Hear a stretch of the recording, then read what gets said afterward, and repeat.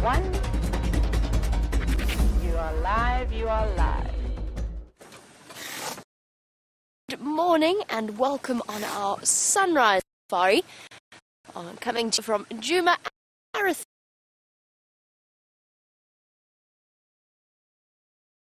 South Africa.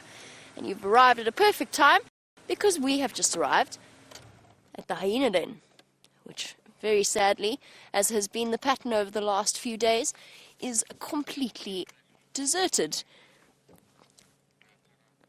Now, if you do have any questions about things like hyena dens or anything else that we happen to see on our live safaris, you can send those through on hashtag safariLIVE on Twitter, or you can email through on questions@wildearth.tv. My name is Jamie, and this morning I have Brian on camera with me, and of course whenever Brian's around the thumb tags along for the ride as well. And on this really somewhat chilly morning of 9 degrees centigrade, which is 49 odd in Fahrenheit, we're shivering our way through the start of a chilly winter's morning here in South Africa. We also have the lovely Lou and Chelsea in final control. Now, it looks as though our hyena den has moved from here, because we've checked this den site now pretty much every day. Her tracks did come up here, or at least tracks of a hyena did come up past the den site, but didn't stop. And it's just a question now of where this hyena has decided to move her little cubs. And speaking of cubs, of course, we've got all kinds of exciting prospects, because the Queen of Djuma, Karula, the leopard that has 2 young cubs, I found her tracks not too far away, so hopefully she's decided to come back onto Djuma. And then, of course, there's lion cubs all over the show. Yesterday afternoon on the Sunset Safari, we watched them walk across quarantine, and then I spoke to one of our friends working at another lodge, and he said that while he was sitting with the lions on the kill, the cubs arrived safe and sound on the buffalo kill on Arathusa. And then there's all the new little babies, so there's just too many exciting things for words, and it really does look as though there are at least 3 sets of little lion cubs somewhere hiding about. I'm just checking now for tracks because I've seen some fresh ones. I think I'm going to check the Mbubu Road den while I head there. Let's go over to James so he can say good morning.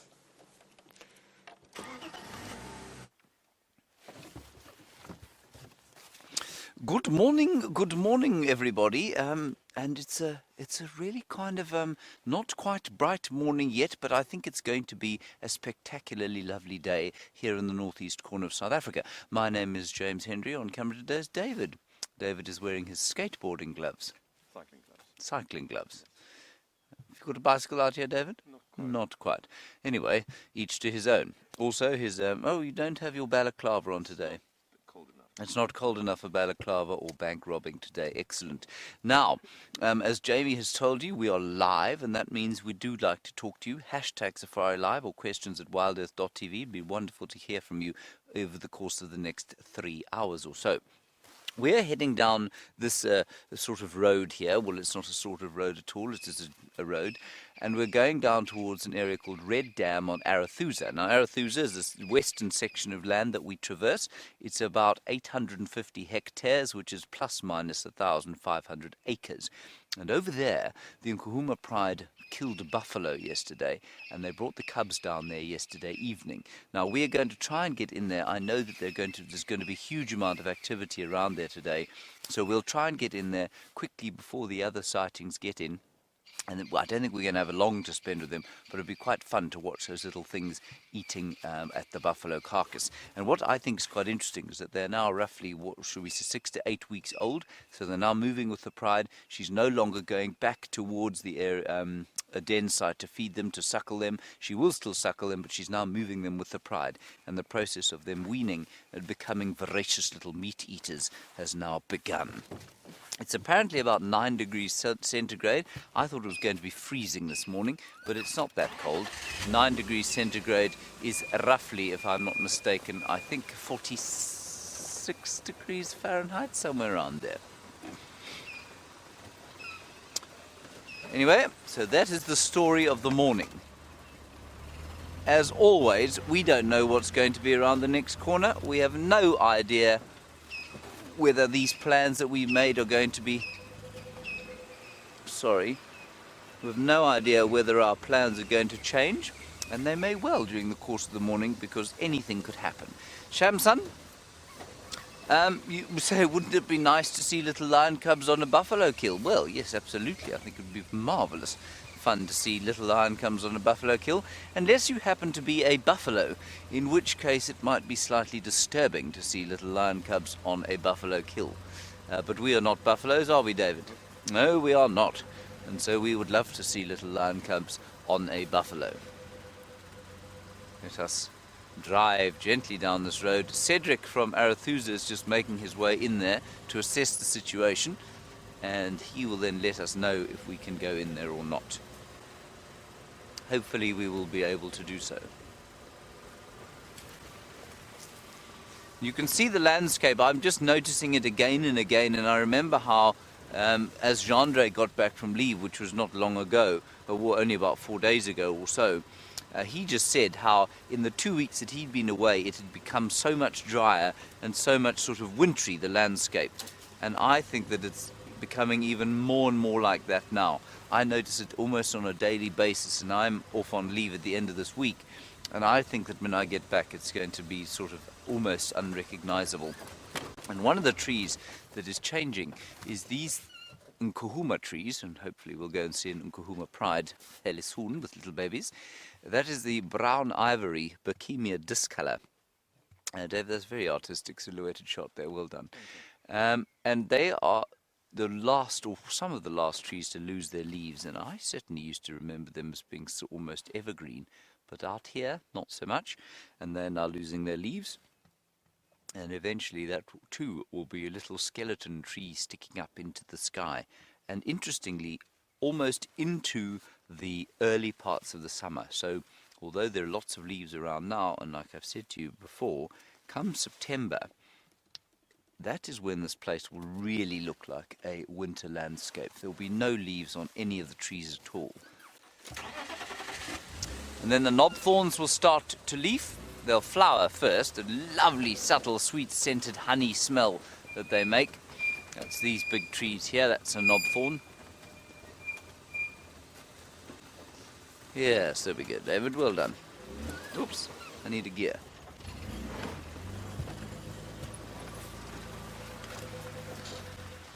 Just checking here on the road. Of course, because we know that the road is a... we use the sort of cliche, the bush newspaper. It tells us what happened during the night, and we know that the road is going to have the tracks of whatever walked along here during the night, and we also know that many of the cats like to use the roads because, much like us, they don't enjoy the spiky feel of wet grass on their leggies, and so they like to use the roads. So they really are a good spot to see what's moved during the night.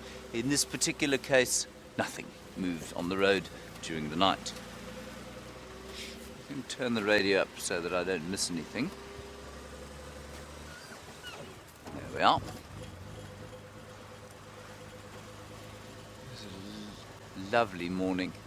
I think yesterday was one of those perfect winter days where it was cold in the morning and then very delightful during the middle of the day. And that's what it's going to be today, I think. I think it's going to be about 23 degrees, 24 degrees Celsius. Sorry, just let me listen to the radio, everyone.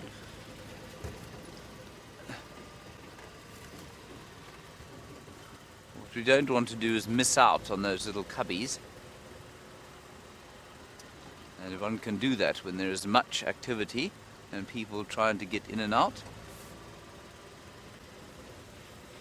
And the smell of the morning is lovely. So, as Brian was pointing out to me yesterday, he pulled off one of these combretum leaves. Now, those are the sort of reddish, orangish, brownish leaves that you can see all over the place now.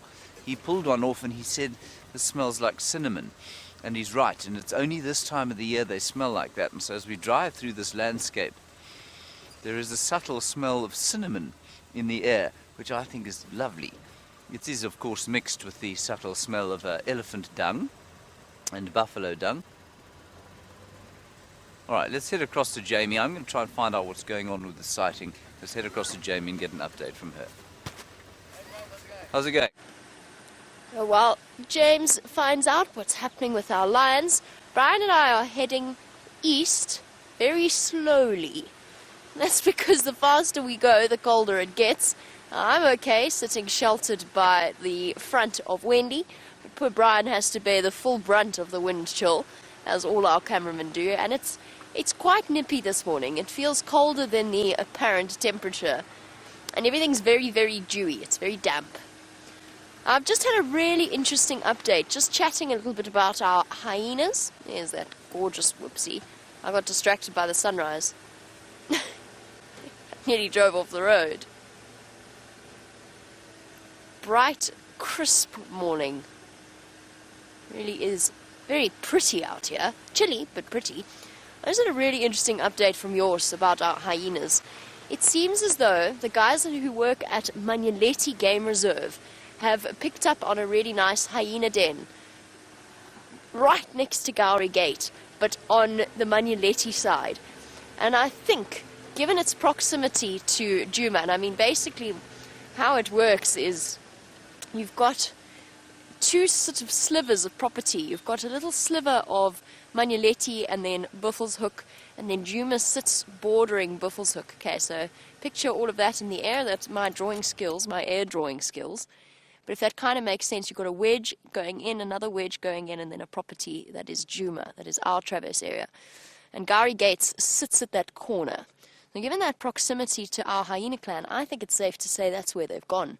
They've gone just that little bit, and it'll be less than half a mile away from Djuma's boundary, so away from the Sydney's Dam area. It's probably a couple of 100 yards from that spot. And that is where our hyenas are sitting. I don't know how many there are. I'm going to try and find out which hyenas we've got. Maybe we can even get hold of some pictures potentially of something which hyenas, so we can confirm if they are there. And that might explain why we've got the sort of constant set of tracks using Gallagher shortcut as a highway of hyenas. That's an interesting little update. I was hoping that Gwen, our new hyena mother, might stay separate from the rest of the clan, but she may well have decided at this point that her cubs are strong enough and old enough to hold their own, and that it's time to move them to the protection of the rest of the clan. Whew. Dip.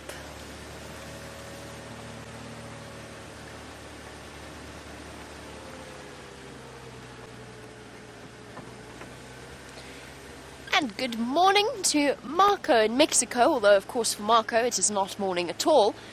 But Marco, yes, absolutely, we get hyenas in camp pretty much every night, and the tracks that I was following up that road came from our camp.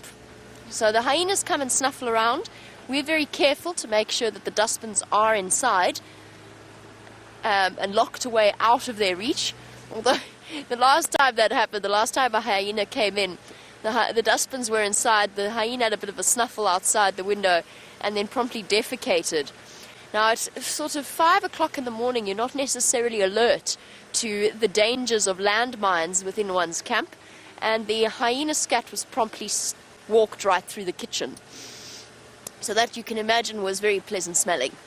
Definitely what we wanted in our storeroom and our kitchen for the rest of the day.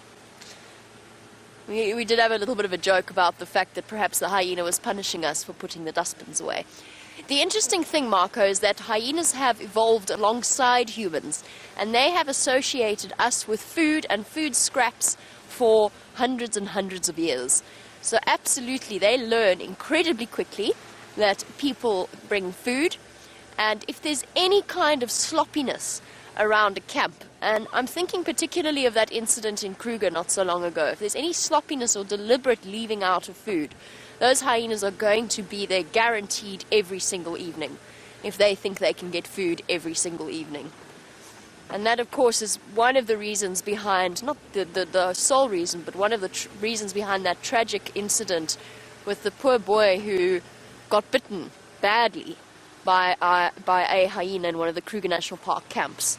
Because people stand at their fence and they feed the hyenas, because then it brings the hyenas nice and close and they can have a look at them. And they forget about the consequences and the far-reaching nature of their actions.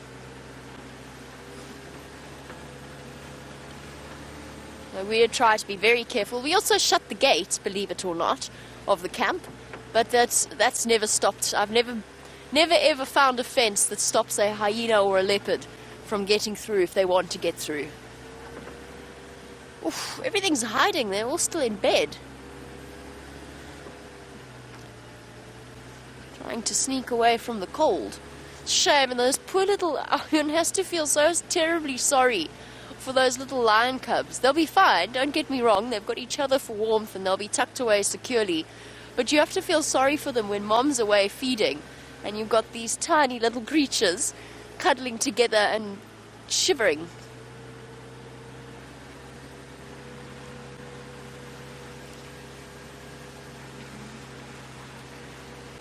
I've just heard an update from Mike about male lion tracks heading in our direction, so we could get lucky with them as well. While we go and follow up, let's head over to James, find out how he's doing.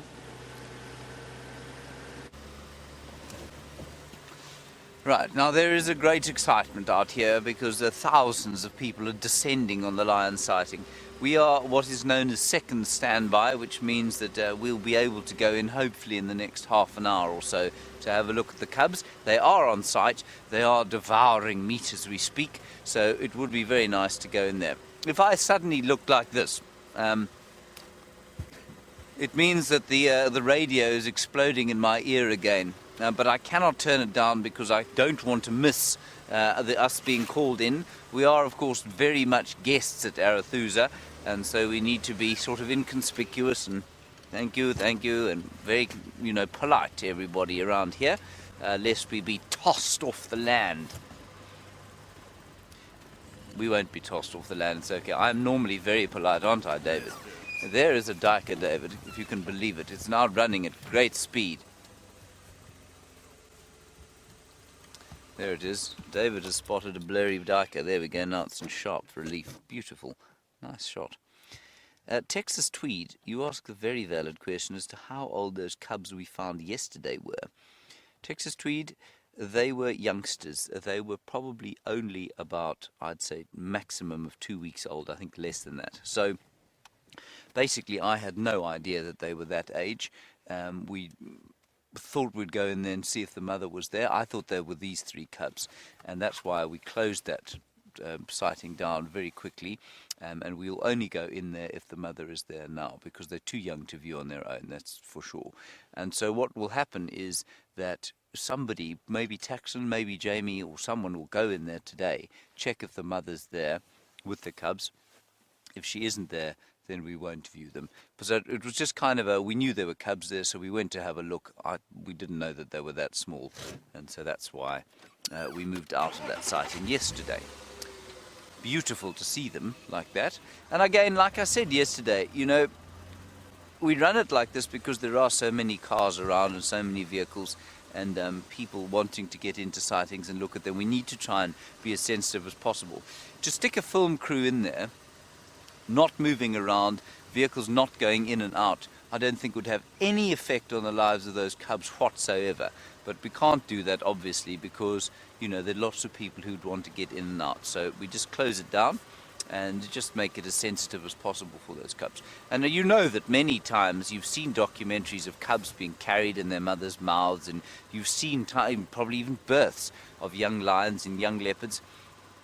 As long as there's not too much movement around, it normally makes it okay. And the crucial thing to remember here is, why do we do this? Why is it important for us to close these sightings down?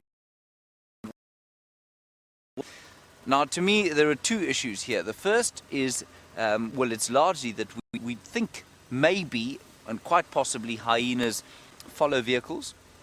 They have learnt that there could be things around where there are vehicles, so it is possible that hyenas follow vehicles, especially at night. Not so much during the day, but they do seem to go and look where there's a spotlight. They do we think they go off and find things. So if there's any chance that you could attract something like a hyena to a sighting like that, well, obviously then you've got a problem. The second thing is the noise. So we know, especially with those little leopard cubs, They do like to climb trees, and that's their main source of defense. They also hide. That's also a very good, important part of their defensive mechanism.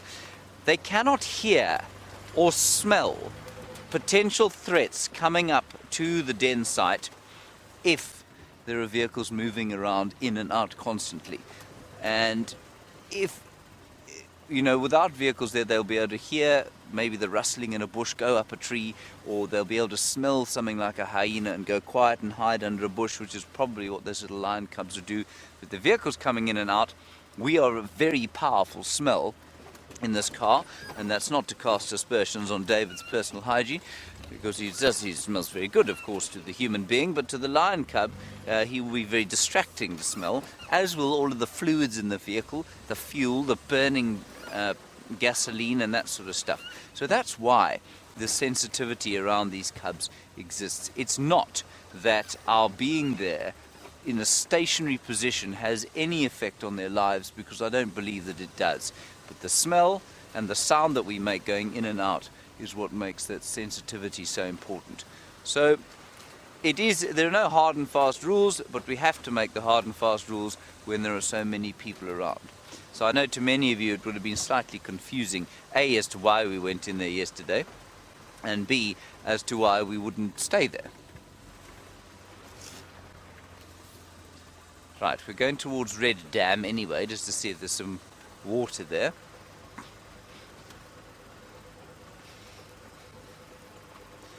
Now, Susan, a very nice question from you. You want to know if the lion cubs are well hidden, would the hyenas still smell them? Susan, I don't believe so, but I don't know for sure, and I'll tell you why I don't believe so. We do know, for example, that an animal like a sable or a roan antelope, their calves apparently have no scent. So lions walking through the long grass can walk meters, within meters of an unattended sable or roan calf and not smell them. Now, it's my firm belief that a lion cub is probably very similar, because you can imagine the threat that those things were under yesterday. They were in a tiny little drainage line. They're that big. If a hyena came across there, there'd be absolutely nowhere for them to go. They don't climb like leopard cubs. They're much too small, and so they'd have been devoured in seconds. They really were at a great risk in that little drainage line. I imagine that it would be almost impossible for them to stay undetected if they smelt. And so, no, I don't think hyenas would be able to smell them, no. Let's see what's at the dam here. Of course, it is quite chilly today, and so it's unlikely there are going to be a whole lot of things streaming down to have a morning drink. One lonely blacksmith lapwing, two lonely blacksmith lapwings. I must just get out of this car, I'm afraid, to fix the seat. Brentley Smith and his vast mass have been moving around on it so much yesterday that I think it's dislodged itself entirely.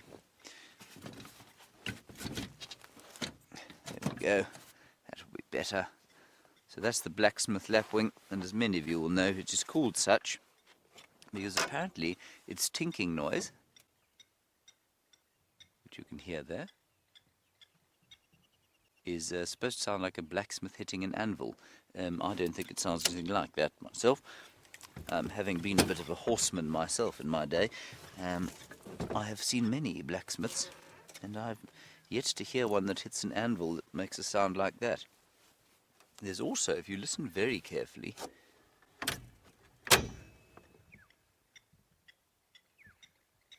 don't know if you can hear it, David, off to the left-hand side there, if you point the microphone there, there's the call of a grey tree frog. It's very subtle. Can you hear it? Quack, quack, quack, quack, quack. Quack, quack, quack, quack, quack, quack.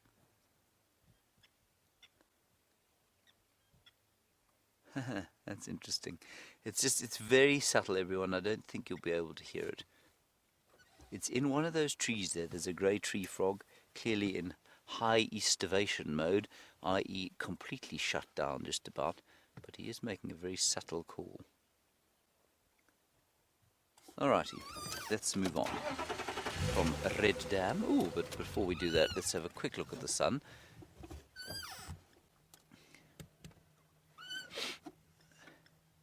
Right, now this is very good news. Jamie is going, ooh, that's beautiful.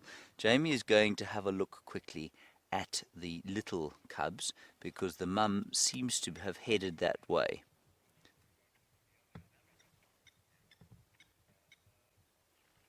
Just listening to the radio.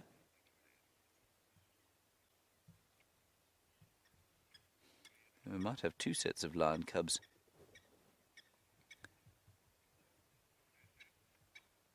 Oh, look at that beautiful shot. Isn't that stunning? Sorry, this is the reason I'm now starting slightly distracted is because the game drive radio is going ballistic again in my ear. Oh, stunning. Well, David, that is artistic in the extreme. Oh, thank you. Yes.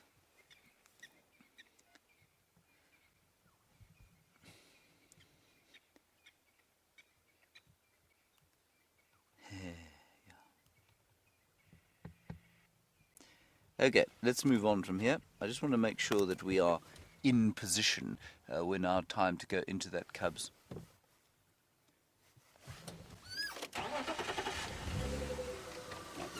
Right, let's move on.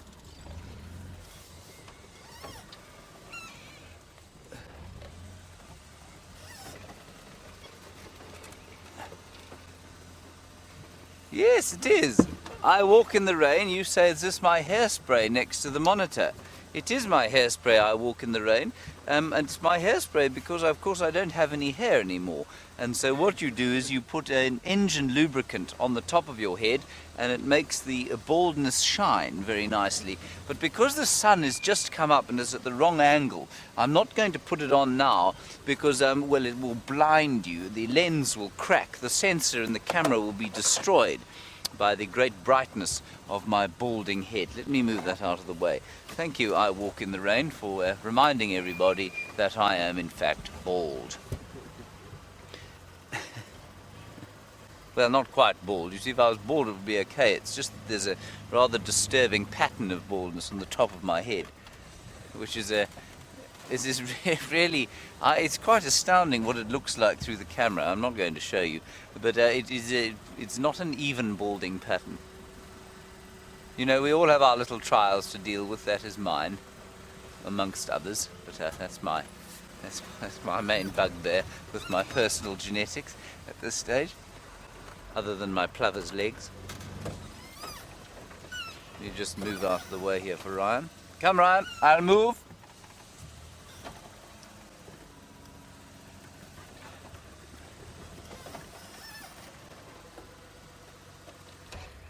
Here is Ryan from Arethusa.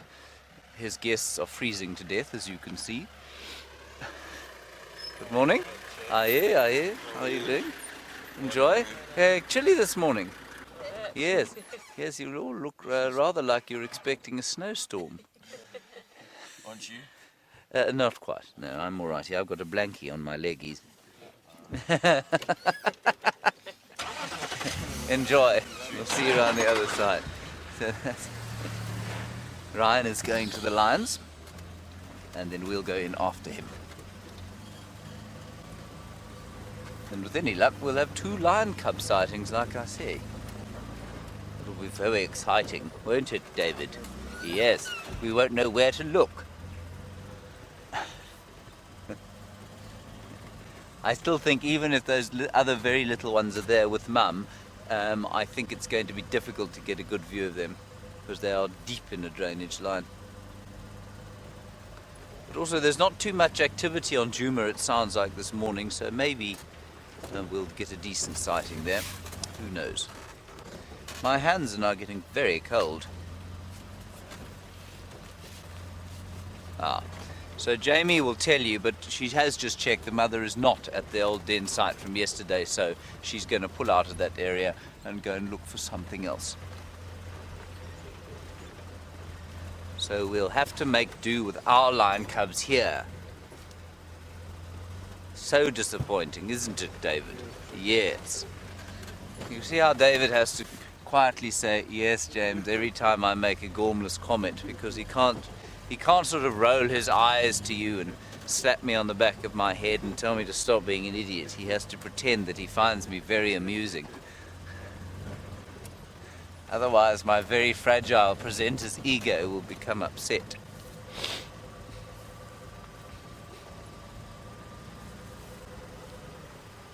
I'm going to try and find something other than lion cubs to show you.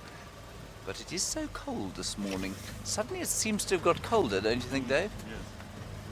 See, he said yes again. I'm not sure if he actually agrees with me or not.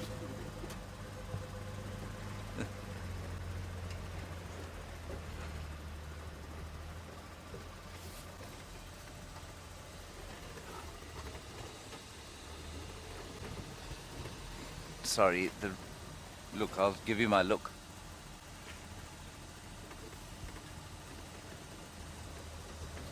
Justin, I'm going to ask for your question again, but if I do this, it means I'm not hearing it anymore. Louise, please go again with Justin's question. Sounded like a good one.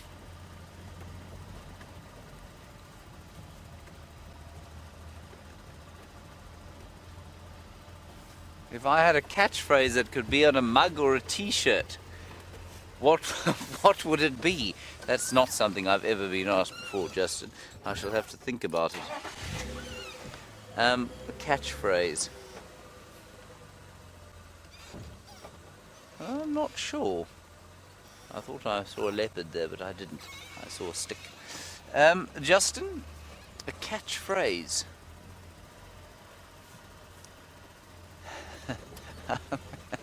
I don't know.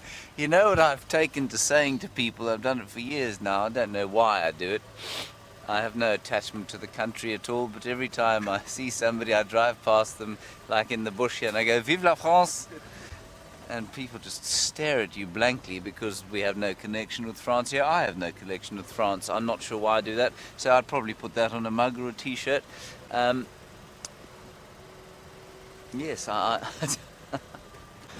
don't really know. What would you put on a t-shirt, David? Don't be cuck, be lekker. Okay, so that's a bad word, David. We can't use that on TV. I'm going to use it again, though, because it's quite a nice phrase. There's don't be cuck, be lekker is an Afrikaans sort of saying that means don't be bad, be good. We'll go and put it like that. But it's not quite as polite as that. But in many phrases in Afrikaans, which is a South African language,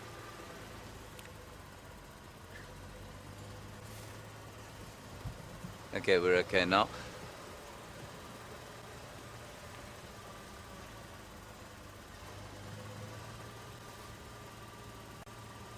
Okay, we should be okay. There are 11 official languages in South Africa, as we know. One of them is Afrikaans, which is derived from Dutch. It's a fairly simple version of Dutch. Some indeed might call it a pidgin, not in the presence of an Afrikaans person, of course. And that's a wild dog track, that is. And many of the phrases in Afrikaans just simply don't translate into English, like don't be kak, be lekker. It looks like one single wild dog track, but it's probably just the back foot of a fairly small hyena, because there are lots of other hyena tracks here. Alright, let's carry on for a little while up the road here. I think those lions are moving, that's why I was looking like I was.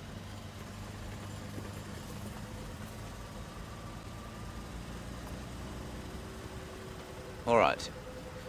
While we wait around here, let's go across to Jamie and get an update from her, and I'll hopefully have some lion cubs the next time you see me.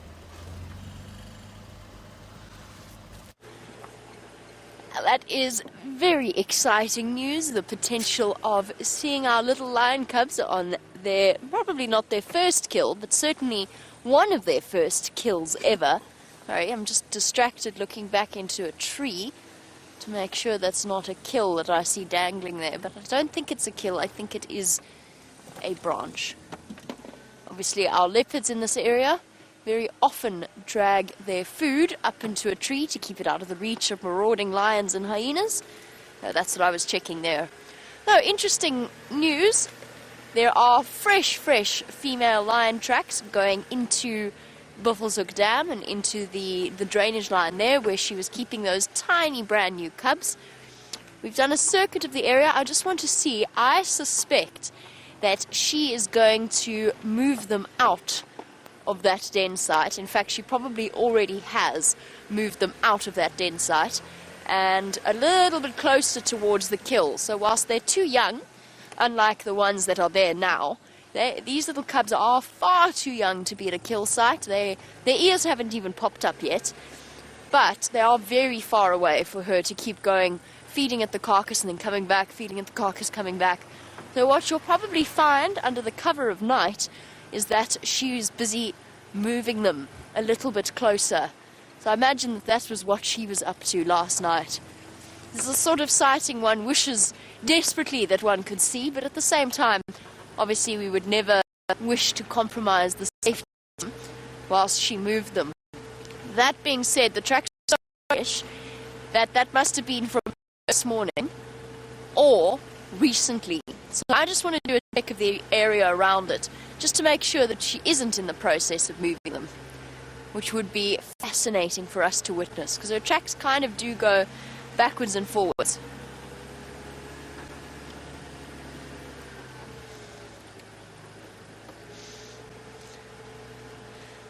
Michael, James was talking about the fact that we don't view the cubs when they are without their mum. And good morning, Michael. I hope you're enjoying this anticipation of the start of the sunrise safari of little lion cubs. Michael wants to know, since James mentioned that common practice, what age we start viewing the cubs on their own, or if we don't at all. There's a rule, there's a set of guidelines that govern all actions of the various guides in this area that states that at about 4 months of age for lion cubs you'll be able to view them. But that being said, it doesn't really work like that, because at that age they're almost always with their mothers, almost always with the pride. So right up until that point we won't be viewing them on their own. Even now with Karula's cubs, the female leopard cubs that are 5 months old and quite capable of climbing trees, we have seen them before without mom, but we do so at a considerable further distance away from them than we might if she were there. But by 4 months old, a lion cub is not a big thing. Certainly not as big as these elephants that I nearly drove past completely. But a lion cub at 4 months old is big and stocky and has the full protection of the pride. Good morning, Ellies.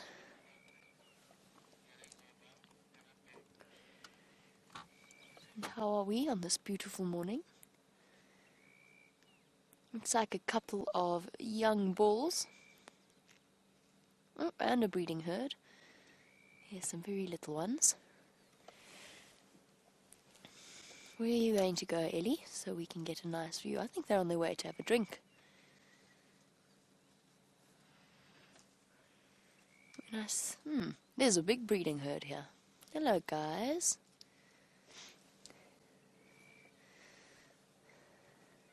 How stunning is this morning light? It's just absolutely gorgeous. Some very big females coming slowly in our direction. And then a couple of little ones as well. Hi, guys. Hello, big girl. Giving me that big-eared head-up stance, just to have a look and investigate who we are and what we are.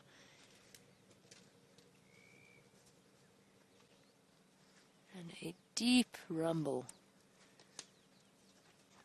as they talk to each other. Hey, gorgeous girl. Hey, big girl.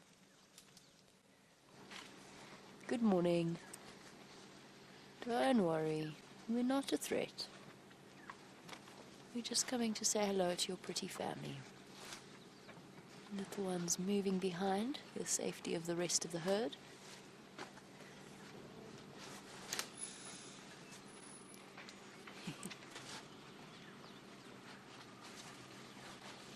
And she's making sure to put herself between us and them. There is a little ball coming at the back.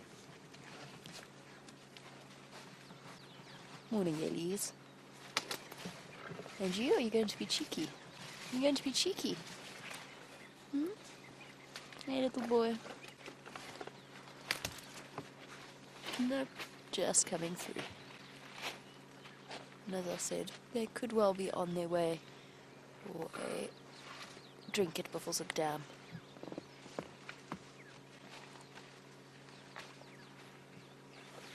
Okay, let's reposition.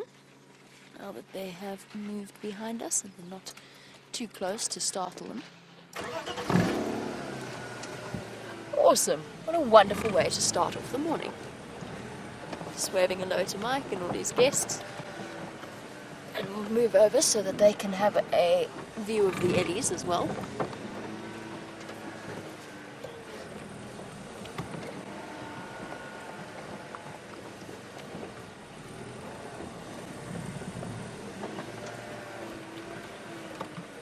And this dry scenery does make for the most spectacular colours, especially in this morning sunlight. Everything shines a red and a gold colour. Look at her, she's huge. She's got enormous tusks on her for a female. Really, really long but thick as well. Typically, female elephant's tusks tend to be a bit thinner than that of a male. There's a little calf grabbing the scraps. You're gonna get left behind, little girl. Oh, I want those right at the top there.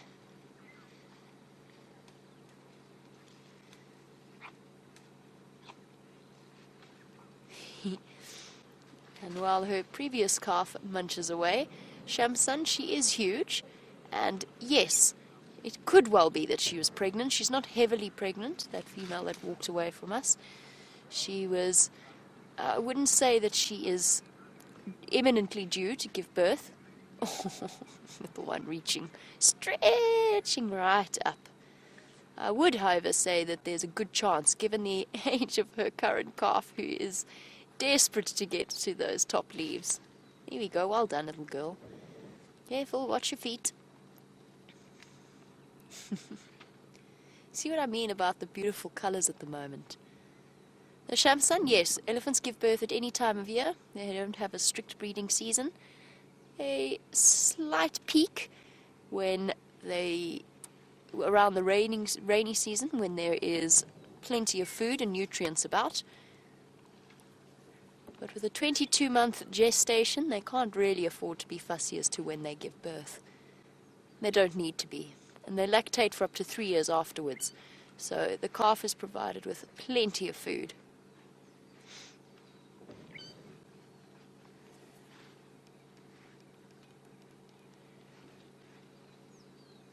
Sorry guys, bear with me one moment. I'm just listening to the Game Drive channel. Okay.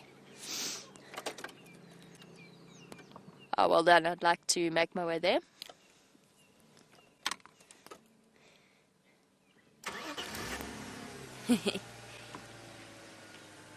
Oh, sorry, little Ellie.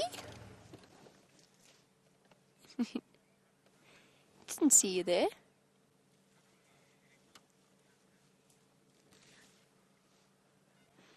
And Pinchy Winer's hat. Good morning, and yes, you are right. The elephant's bones, for a lot of them, are becoming more and more prominent. It is tricky. Hello. It is a very, very sad thing watching these elephants, all animals, as they start to struggle their way in this dry season. Hello.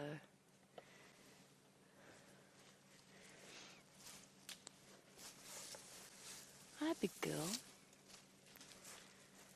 Hello, big girl. Nicely, nicely. It's okay. It's okay.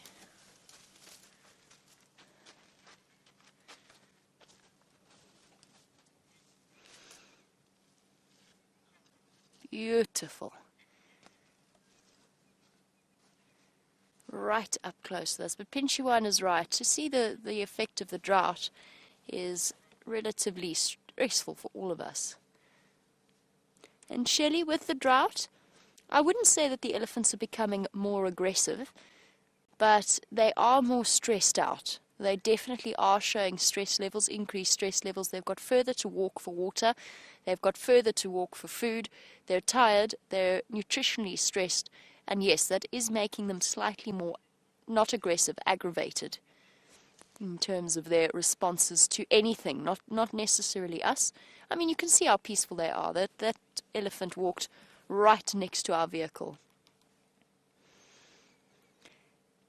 Guys, I just need to get onto the Game Drive channel. There's some very exciting news, but there's lots of chatter happening here in terms of us getting into a sighting. But Herbert, once again, has pulled it out of the hat, and the Queen of Djuma has somehow managed to go from where we are now to the other side of Djuma, and she is currently with Herbert. So what I'm going to do is I just need to chat quickly. Stations, I'm still far up on Buffels at Cutline, Cheetah Cutline Junction, so if there's anybody closer, you're welcome to make your way in first.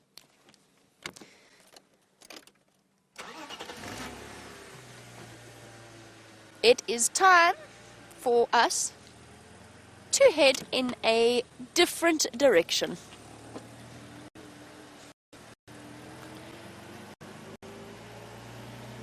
Okay, we're going to slowly make our way towards that sighting. We're not going to rush there. There are lots and lots and lots of people wanting to make their way to go and see her, so we're not going to gallop off.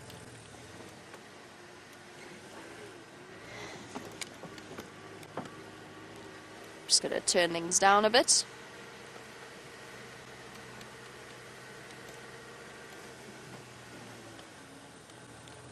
So while we chat away on the Game Drive channel and make a plan to get to Karula, let's go across to James, who has managed to brave the queue, and he is with the lions right now.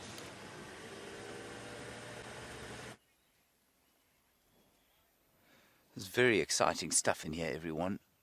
We're sitting here, of course, at the kill site where you have been before, but I have not. There are elephants screaming away from here, and we just watched one lioness chase a hyena off into the bushes.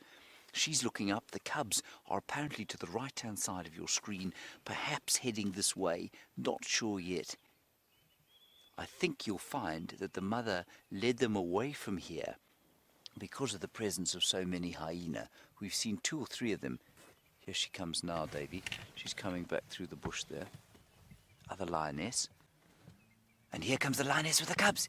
Here comes the cubs.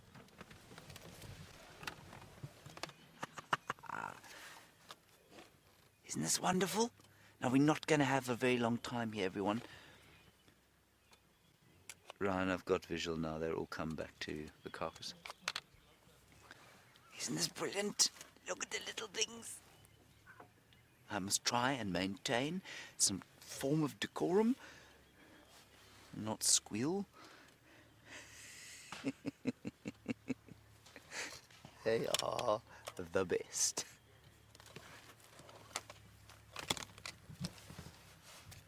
Isn't that amazing?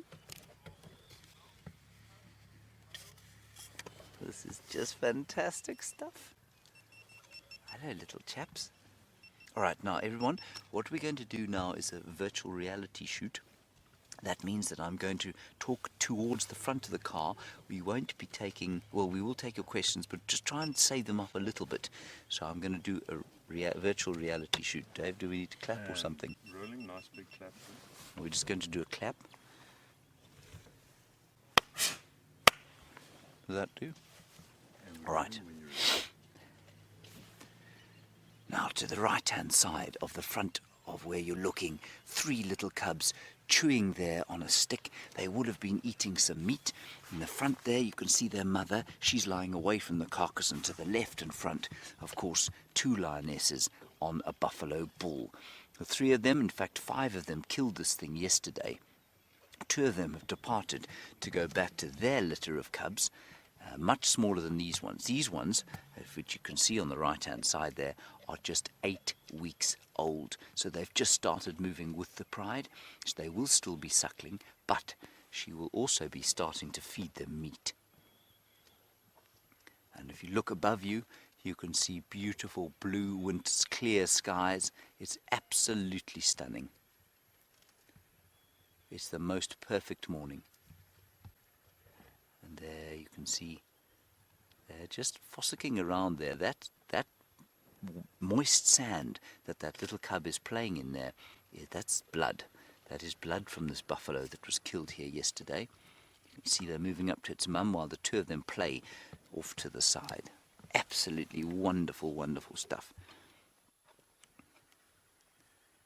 This is not something you see every day, everyone. We are very, very lucky indeed.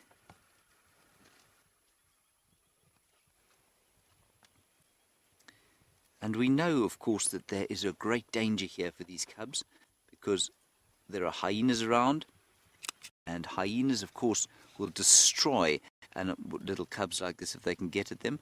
But the mothers are here. The mother is here, and she will most certainly protect them. Look at them just catching there in the sun. Isn't this wonderful? We are so lucky. Okay, now the mother is talking. Listen to this. The mother's talking. I think she's either calling another lioness, or perhaps she spotted a hyena. This is amazing. Now they're right underneath the vehicle. Look at the 3 of them.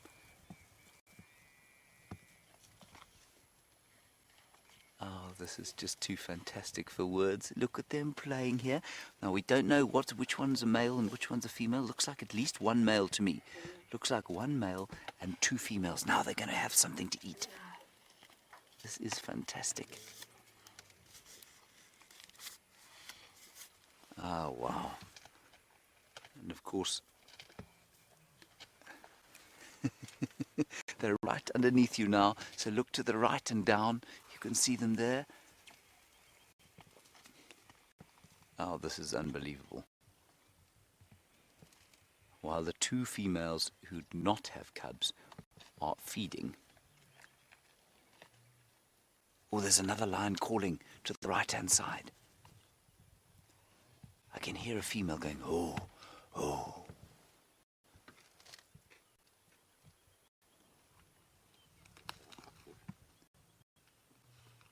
Yes. In fact, it's a full-blooded roar going now. Ooh. And that's why those cubs have stopped playing.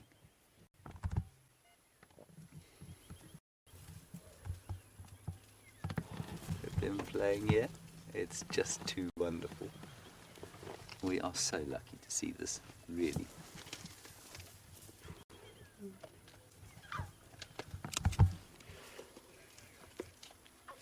And we're not going to have long here, everyone. We're going to spend another probably 2 or 3 minutes here, and then we're going to have to move out to make some space. We're going to go and feed. You can see spotting. See the spots down the back?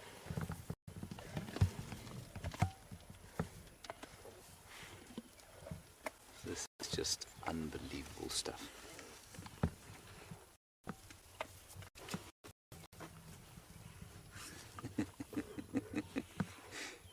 We are so lucky to see this. Those little ones now, of course, are still under immense danger, of course, because they're very little. Hyenas could come in here, but they're over the worst of it. They are moving with the pride now, and that means that they could well be safe, because no hyena is really going to have an attack on 3 lionesses like this. They'll be very wary of doing that.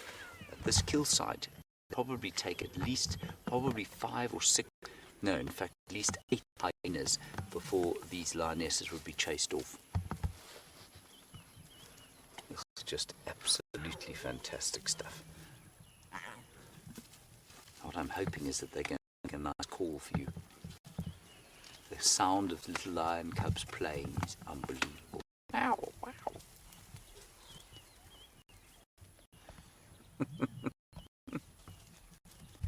Look at that. This is why you want to see lion cubs, everybody. Because this is what they do. They just are the sweetest things in the world to watch. They're so active. That is just too fantastic. And all the while, the two who are not mothers at the moment feeding away. And it doesn't look like they've eaten a great deal, you know. To me, it looks like they haven't eaten a huge amount. They're not that full yet.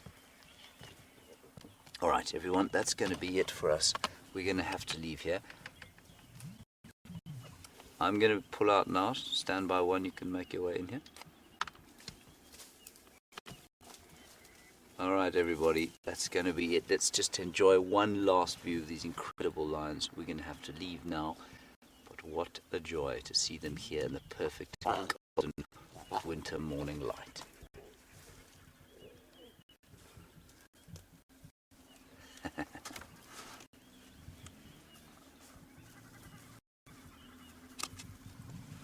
I've tried to take some photographs, of course, most of them absolute rubbish. I'm just going to find out on the radio now where everyone is. Who's on standby one and what's your position?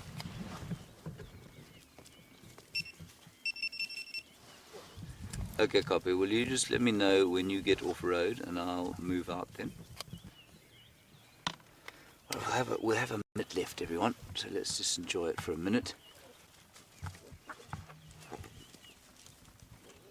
Alright, we've stopped our VR, so if you'd like to ask any questions, you can send those through now. They're moving so fast that I don't think I've managed to get one photograph.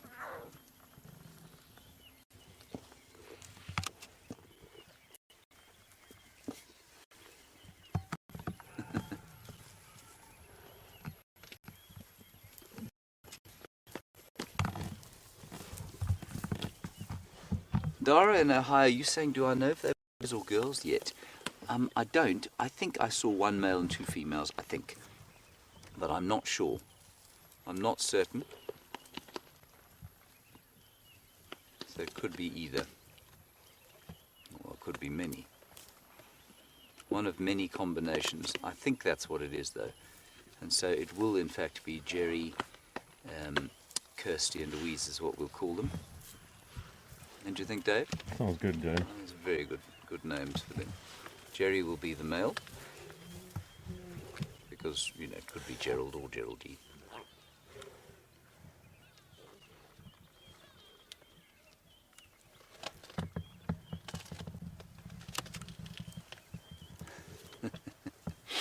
Just too special. So like I say, the person who's coming in here is just not quite here yet, and so we'll take the time to enjoy them briefly, but it won't be for long, I'm afraid. And then we'll go and see what else we can find. But when your day has started like this, I'm just not sure how much better it can get. Hey, Darv? Oh. Too special. There, you can hear that wonderful noise they make.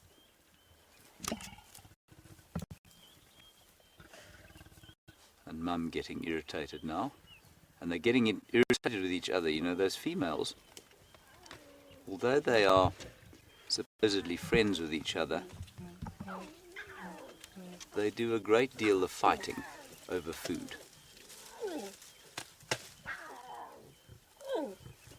Listen to her talking to them.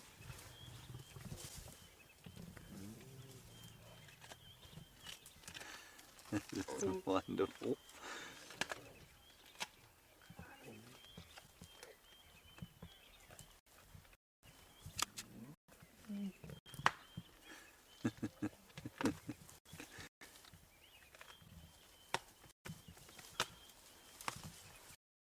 Goodness, this is just the best. Okay, here we go, everybody. Go ahead. Okay, copy. I'm going to make my way out, make your way straight in. All right, everyone, that's it. It has been what a joy. I know it's been short. Affirmative. Okay, Davey. Yep. Wonderful. Okay, let's go across to Jamie and get an update from her. I'll catch up with you when we're out of this wonderful sighting.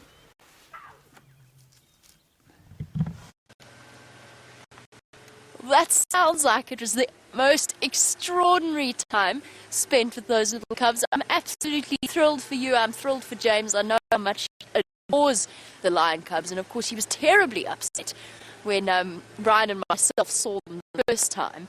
So I am very, very happy that he got to enjoy that particular moment with an extraordinary lion pride. When you left me, I was on my way to a site of Karula. I'm still slowly making my way there. We are not in any kind of a rush. She seems to be highly mobile, and there are lots and lots of people that would like to go and join that sighting. So we're letting them have their time first, and then we'll slowly make our way in. Hopefully they keep track of her for us. Oh, I was going to try and show you one very cold-looking dacre, but our very cold-looking dacre decided that it wasn't going to stay still.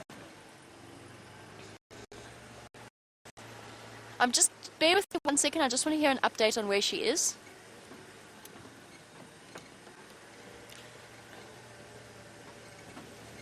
Okay, and the reason I say that is because while I've been driving along here, I've been checking her where she went off the property last night, and I'm just making sure that there's no cub tracks anywhere in the vicinity, because we're not 100% sure where she's stashed her little babies either. I think let's take a trip along Quarry Pan Road, kill some time before we go racing off there. You never know, we might encounter that lioness moving her cubs back towards the kill. She's not going to, as I said, she's not going to take them to the kill. She's going to move them a little bit closer and stash them somewhere safely. I'm not sure how many lionesses were at the kill. Maybe if we could get hold of that information.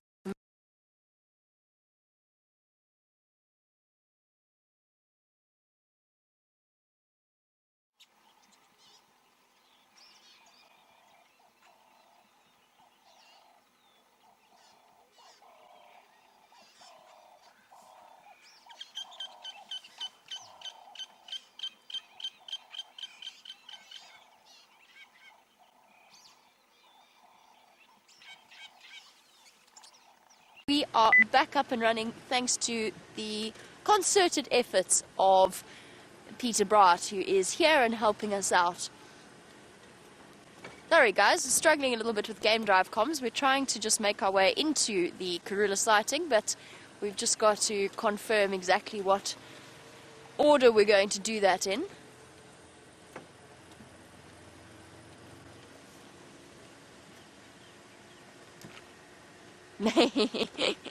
I'm having a good chuckle at Daxon, describing how Karula's moving. She's describing her as she's jigang. In other words, she hasn't picked one direction that she's traveling in. She's doing the typical Karula form, and she's doing backwards and forwards and up and down. She just missed out on catching a Janet. I've been listening to the full-on commentary down the game drive comms. She nearly caught a Janet. She missed it. The Janet apparently is sitting up in the branches of a tree, shivering and contemplating its existence, and probably with a great deal of relief. For now, we're still doing loops around the area. We're not going straight in. There are still other people ahead of us to go and view the magnificent Queen. While you were away, not by choice obviously, but while you were enjoying our tech loop, we've been double checking the area just to see whether or not that lioness hasn't moved her cubs. I found her tracks. I found where she left Buffelshoek Dam, and it looks as though she's gone into the drainage around Hyena Road. And I think that might be where she's, or she might have moved them even further to the west towards Gowrie Cutline. We're definitely not going to go wandering in. We'll leave her be, and we'll wait for her to emerge to go back to that carcass. So it sounds as though there's 3 females at the buffalo kill, which means our 2 mothers, in fact that almost confirms it, doesn't it? because it means 2 of the females have left, and most likely, we know one of them's definitely gone to feed cubs. Most likely the other one has gone to feed cubs as well. We've got such wonderful prospects. Imagine the day in a few weeks' time when we've got all 3 sets of cubs on a kill with the Nkuhuma Pride. It's going to be absolutely extraordinary. We're going to be witnessing more and more scenes like the one that played out with James recently, or just a few moments ago.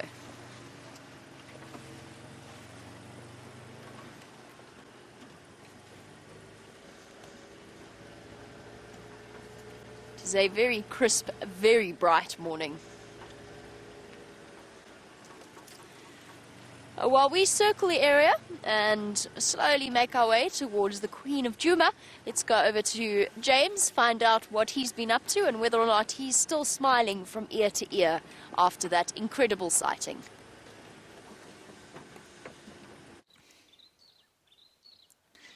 I am still smiling from ear to ear, everybody, and for 2 reasons. One, of course, those wonderful cubs, and we've come across here a bird party full of birds. Otherwise, it wouldn't be called a bird party.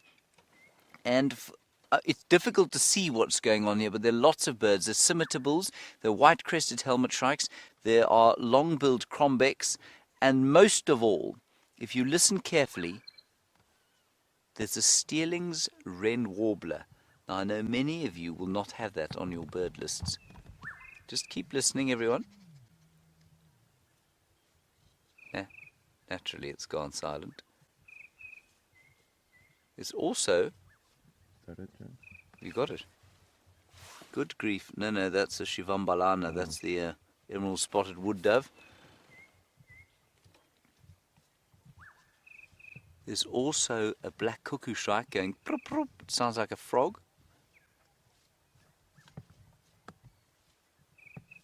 There. I'm loath to move. Okay, let me sneak a little bit forward, everyone. Ah, there it is. Baby, it's... Okay. You see this thorn bush there? Yes. It's on the left-hand side of that. I just don't want to move forward, but it's through the back. I'll go a little bit forward. Let's see if we can get it. It's quite a special bird, this, everyone.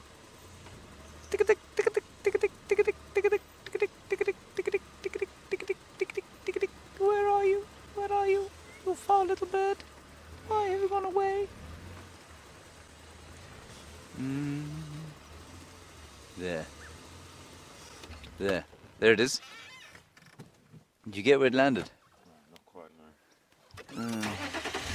He's such a secretive fellow.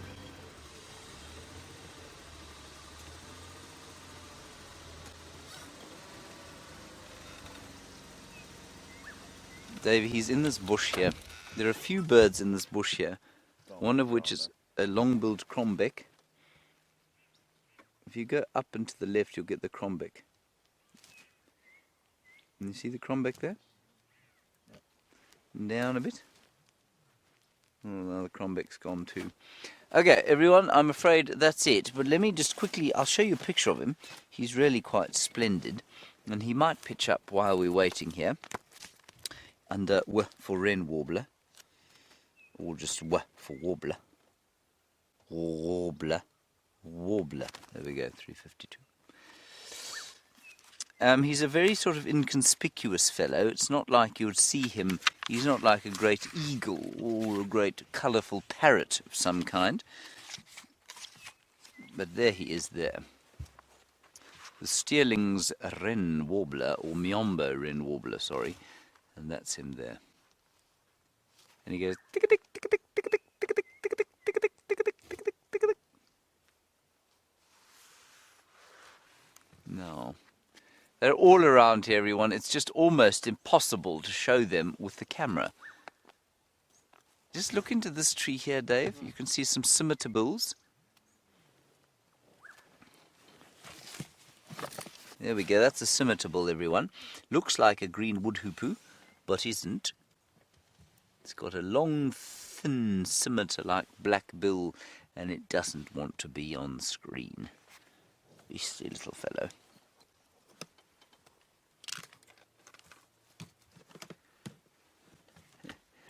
I've got to tell you, being a bird cameraman is one level more hard, many levels harder than being a straight wildlife film cameraman. Well done, David. Oh, don't know what that was. Anyway, let's move on. It's so glorious sitting here in the sun. And of course I've now forgotten that word again.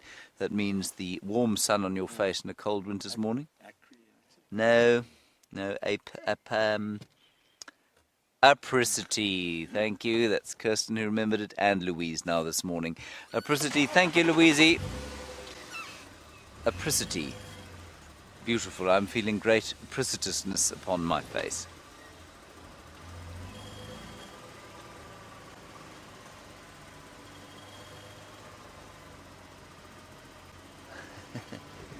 And GT Frog, you say my catchphrase for my mug or t-shirt should be crepuscular apricity rules. I would agree, except I would say should be crepuscular apricitus petrichor rules. Thank you very much, GT Frog.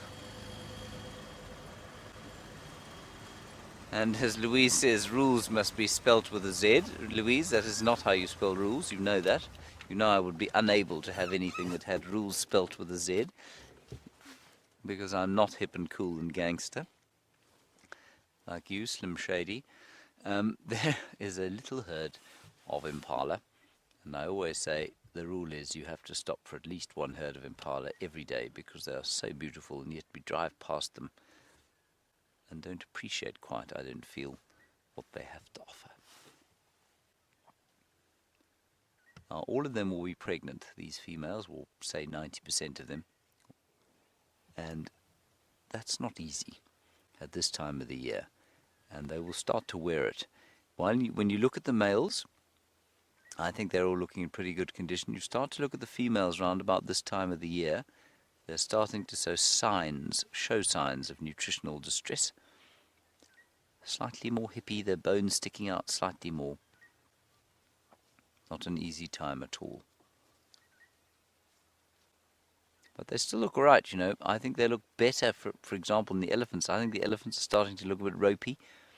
And some of the buffalo likewise.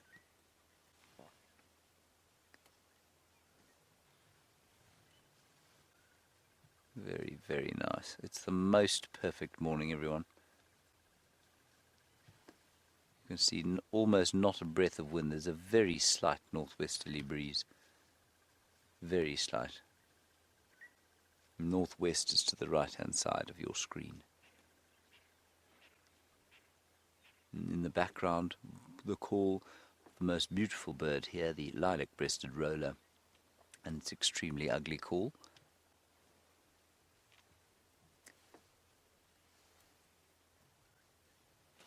There's something moving in the bushes to the left of us.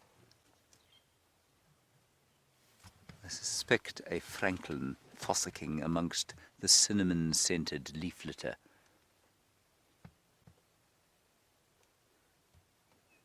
But maybe it's Shadow and Zara. But probably not. All right, let's carry on, see what we can find along this road. I've taken my scarf off, such apricitousness did I feel. Of course, apricitousness is not a word, apricity is a word.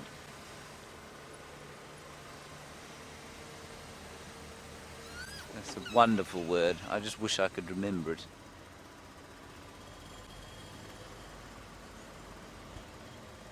Alright, I'm not sure exactly what's going on. I think that Karula sighting is very busy. Let's just go across to Jamie and find out if she's on her way there, and if so, what the situation is.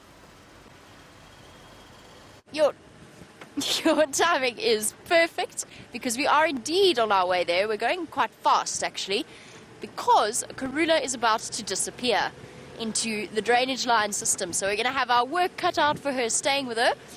But let us get here, and hopefully we can make a plan. Herbert's just pulled out for us. He's made some space for us. Oh no, Brian, we're going to the coldest place on Juba. Oh dear, and we're going fast, Brian. My nose is running. My eyes are watering. But that's okay. The cold disappears into insignificance when you are going to make your way to see a leopard. Okay.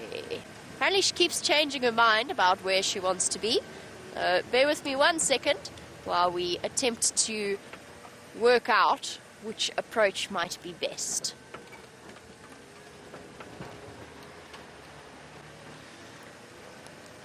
Tax, I'm coming into Philemon's Dip now.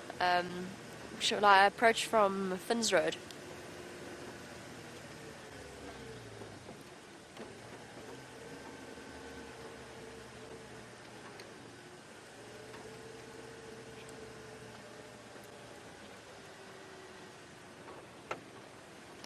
Copy that, thank you.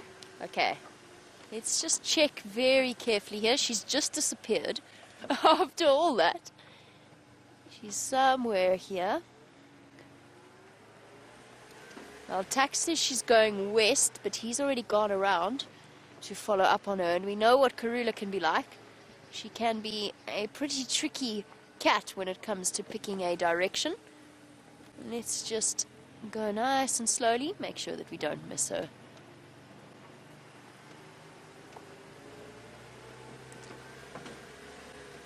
I wonder where she's hidden those cubs. I think she's probably hunting. That's why she's backwards and forwards at the moment. Okay.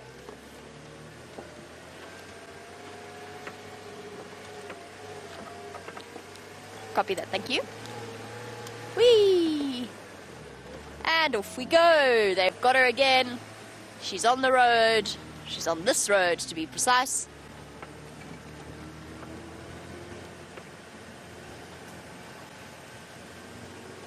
And I hope you're all very, very excited to see the Queen of Djuma once again, as are we. It's been a while since we last saw her. Or at least I last saw her. Don't do that, Wendy. No playing with the clutch.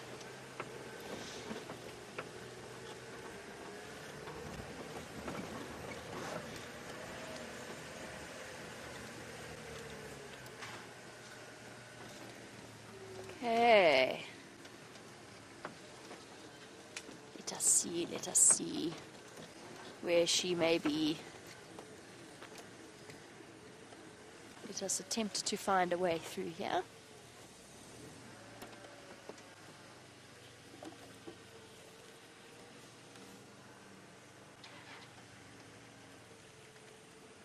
There she is. Let's just get a view of her quickly. She's about to pop. No. She's being difficulty. Okay. Let's go. Oh, there she is. Well done, Brian.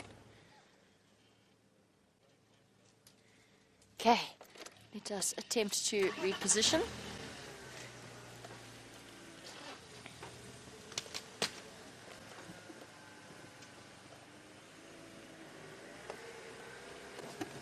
How's your... no, she's going to keep moving. Awesome. Just the tip of her tail sticking out there. Let's go forward a bit.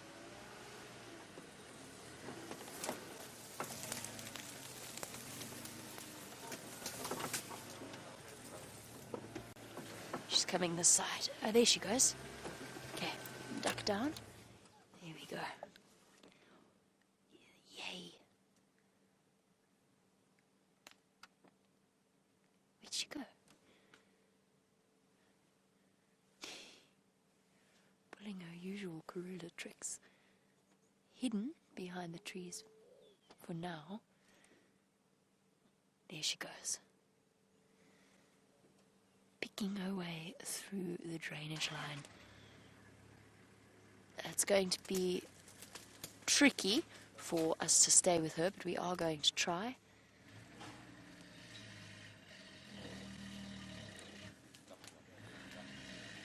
Whee! You can hear the sound of Tex trying to stay with her.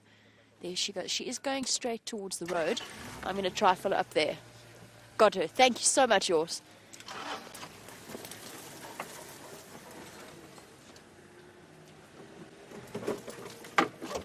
Awesome, guys. Just bear with us a moment as we do some repositioning here.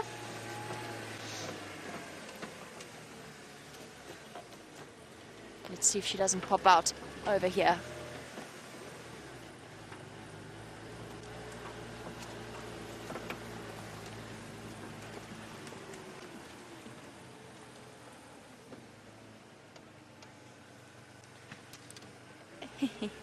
I agree with James Richard, and good morning as always. The Queen is most definitely worth braving the cold for. And she's in here somewhere, so just bear with me. I'm looking to see if I can't figure out where exactly it is she's gone.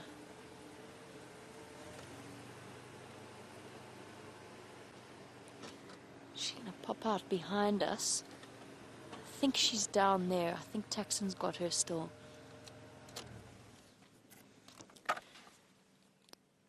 Tax, have you still got visual there?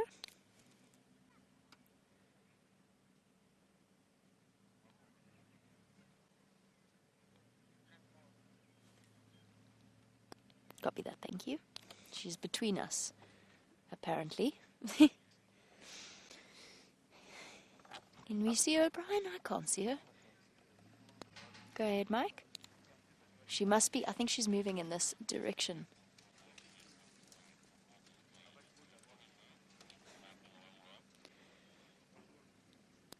Mike, come along Rebecca's. Stay on the road. I think she's going to pop out here.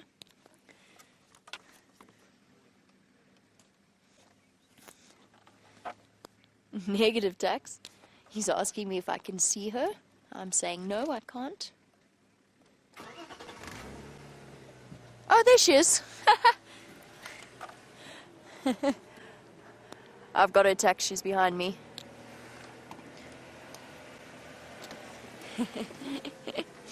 Sneaky girl. Aren't you beautiful in this morning sunlight? Hey, firm. There we go, guys. Let's just stop here for now. Let's just see what she decides to do. And do bear with me. I'm excited as you are to see her. I do just need to help Paterson out since he got us here. She's sitting for now, but she's looking across the road.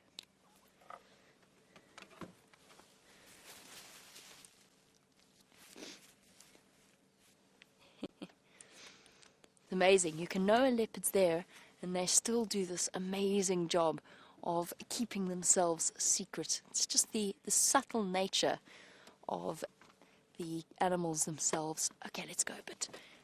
Reposition a bit, get another view of the lovely Queen.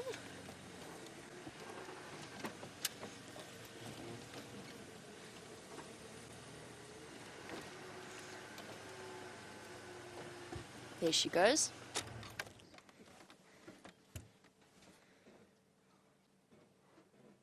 I wonder if she's seen something. She's not full alert mode. I just want to make sure that we don't make life more difficult. But she seems to be scouring this area. Perhaps hunting. Perhaps looking for her cubs. She hasn't called, so I don't think it's cub related. I think it's hunting related.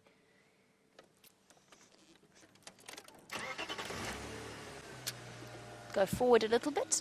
Oh, no, hold on. She's not empty-bellied. She has eaten relatively recently. She doesn't have that flap of skin showing between her back legs.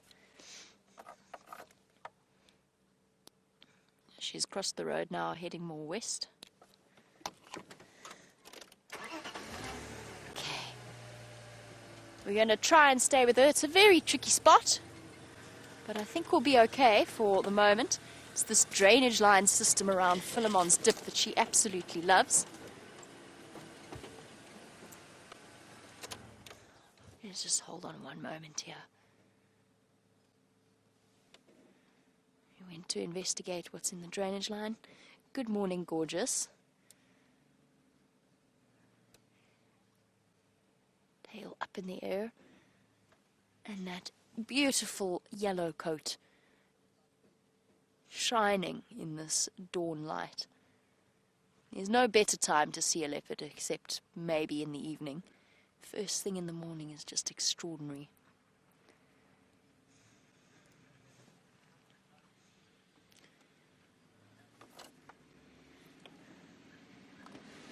Slowly, slowly. There she goes.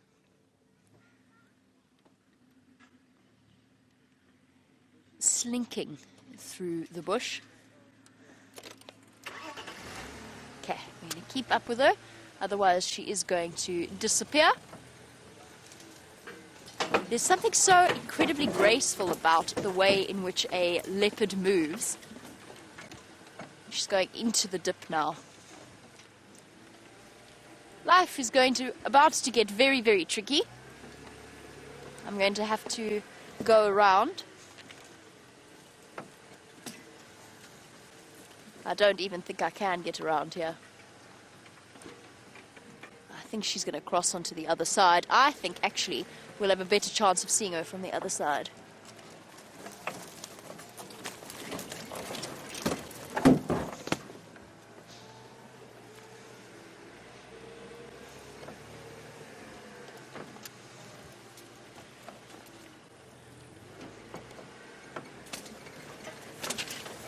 I think let's try and get ourselves into the drainage and follow her through there.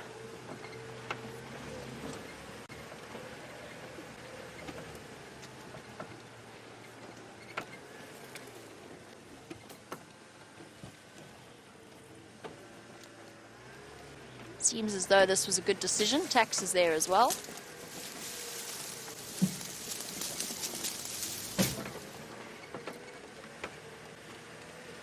And she's made her way onto the top of a termite mound. Bear with me one moment, we'll get a view of her in a second.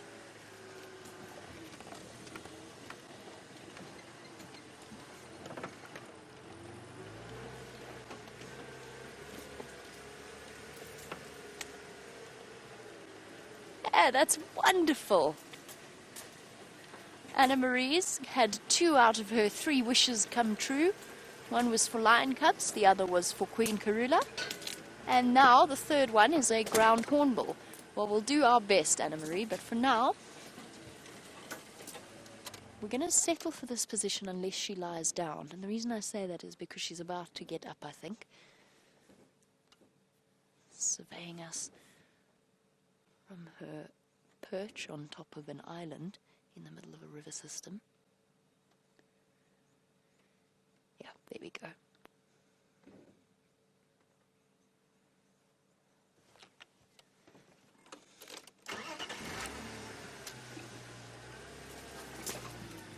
Oh my goodness. There's a big tree there.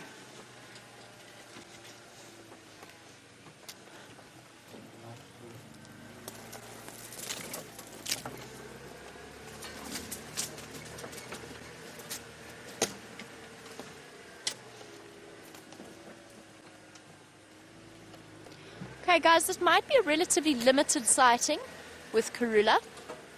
Depending on where she goes. Oh, she's going to go up now towards Philemon's. Whoopsie. Sorry guys, she's changed her mind again. She's going up towards Philemon's cut line. Oh, now she's changed her mind again.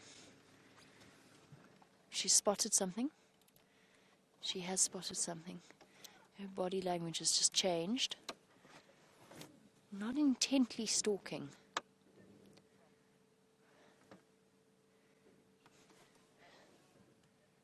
Where's she gone? There she is. She's looking intently ahead.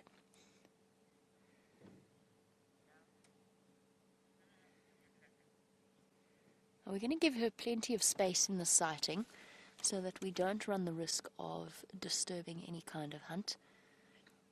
Don't think she's actively hunting now, but she is actively looking for something to catch. Scouring the drainage lines, as leopards are wont to do, searching for little antelope. Look, she's coming right back towards us. Just goes to show it's actually worth waiting for her to decide where she wants to go. No. Except, oh, there she is.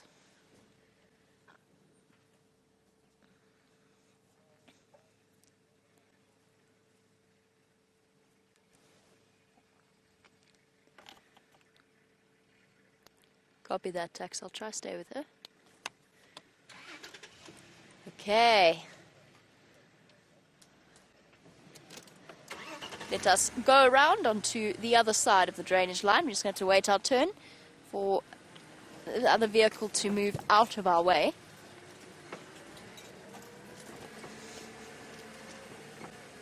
The one thing that we have that other vehicles don't is the ability to get our vehicle. There she goes. She's just crossing in front there. The ability to get our vehicles where other vehicles... Oh. Cannot go. So while we reposition, try for one last view of the Queen Karula herself. Let's go back to James for an update.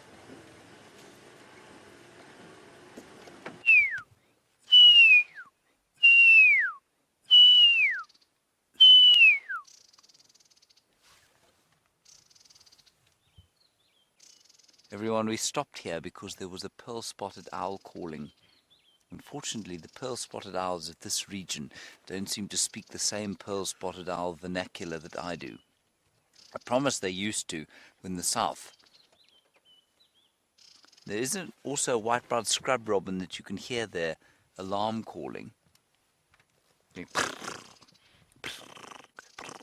I suspect because it can see the owl. It's right here. It's a tiny little owl, only about 6 inches long, and it'll be sitting in the branches here somewhere. But now it is either frightened of my very manly pearl-spotted owl call, or it thinks, what an idiot, I'm not going to bother to call for that. I think he's in this tree here. We ease our way gently past. See if we can't see him. Because with this super zoom camera, if we can get him this close by, it will be really special.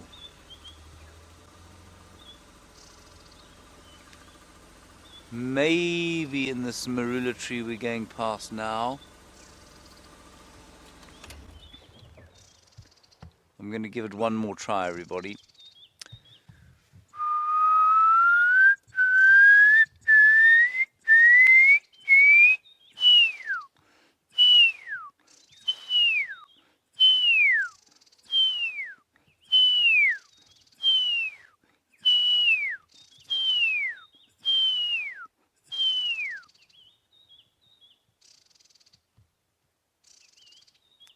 Not vaguely interested. So all you can hear now are white-browed scrub robins. One of them going over there and the other one going pearl-spotted owl. Get out of here. Ooh.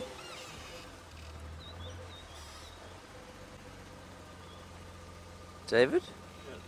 Yes. Is that synthetic or do you think it's of animal origin? I think that's synthetic myself. Don't you? I think that's come from a blanket that has been torn apart by possibly an animal. I don't think we should leave it there. Some animal might well eat it. Yes. This is a very strange thing to find here. I will take it out, I promise.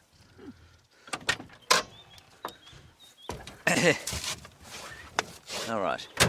We've made our way off Arathusa. We couldn't find anything else there. The radio is still about to explode with excitement at those lion cubs. So let's go back onto Djuma and see what we can find over there. Wonderful to have seen the Queen.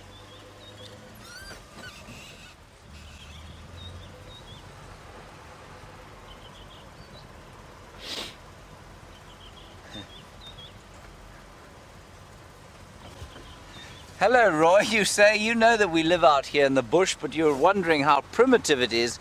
Do we have cable TV, and what is the cell phone signal like? Roy, it is extremely tempting to paint a picture for you that makes it seem like that we are ultimate survivors, that we live in small grass huts, that we have to kill our own food, that we trap francolins, and that we have no contact with the outside world but for through the lens through which I'm talking Now, that would be a brutal and unfair lie. Here's actually quite a good place to stop and explain it to you. You see up there, Roy, you can see some power cables. And that's not only a power cable, there is a telephone line running there as well. So, yes, we have electricity fully here. Oh, quickly, let's go back to Karula, Roy. I'll get back to you just now. Here we go, and Karula still with her, making her way through this drainage line system. Let's reposition, get a bit closer. So it's a tricky spot, everybody. As you can tell, we're kind of stuck between several river systems, and I'm trying to plot out my route at the same time as bring you the visuals of her. I think let's go in through here. There she goes. Watching her move through this area is absolutely extraordinary. So I'm going to be speaking very, very softly because we are right next to another vehicle.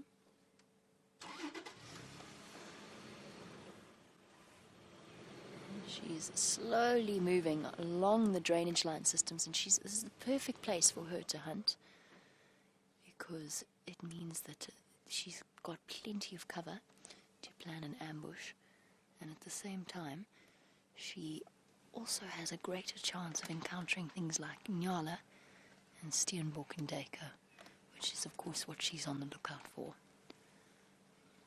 She's trotting forward. She's seen something, and I think she's heading towards that direction to put herself in a better place. She spotted something. Oh, it's run. It's already gone. The Impala. They are very far away. And she has ducked through in that direction. I don't even know if she chased them. I don't think she did.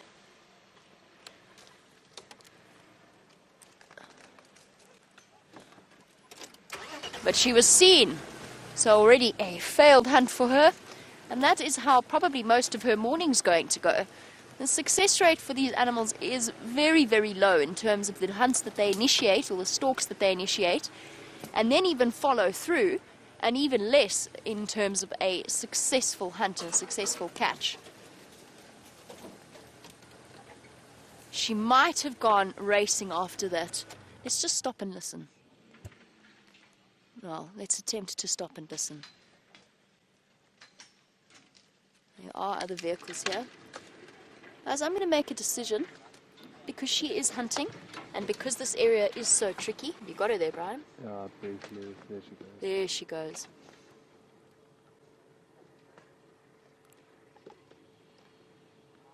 Because of this area, because it's very difficult for us to keep our vehicles with her, I'm going to reposition one more time just to see where she's going and what she's doing. And depending on her body language, if she still looks like she's determined to hunt something or if she's spotted something, we're going to leave. We're going to pull out of the sighting and let her hunt in peace. We know she's got 2 little ones with her. She's got 2 hungry mouths to feed plus her own. And we don't need to make life more difficult for her.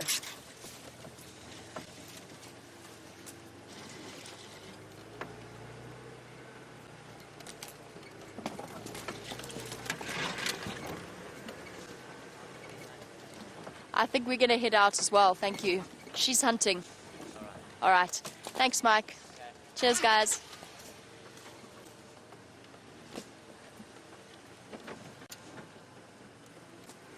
Ooh. Ryan, those are some nasty thorns. You definitely don't want to be hooked in those.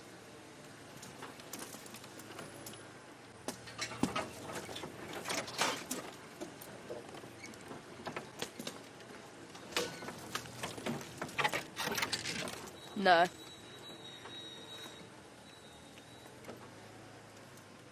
I can't see her. Trying to see where they're looking. Alright. Guys, I'm going to pull out of this sighting. I don't know where she's gone. I think she is wanting to go and hunt. I'm not going to push it any further. I think we're going to leave. And we will try and follow up with her on the sunset safari, because fingers crossed she's going to catch something.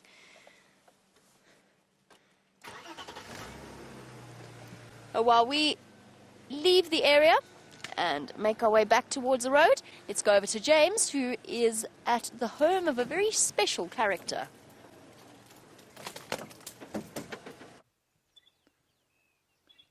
Hello everybody, here I sit at the burrow of a favourite friend of Safari Lives, and many of you will know, of course, the sad tale of Pinchy Whiner, the freshwater crab, lonely fellow that he is and possibly was.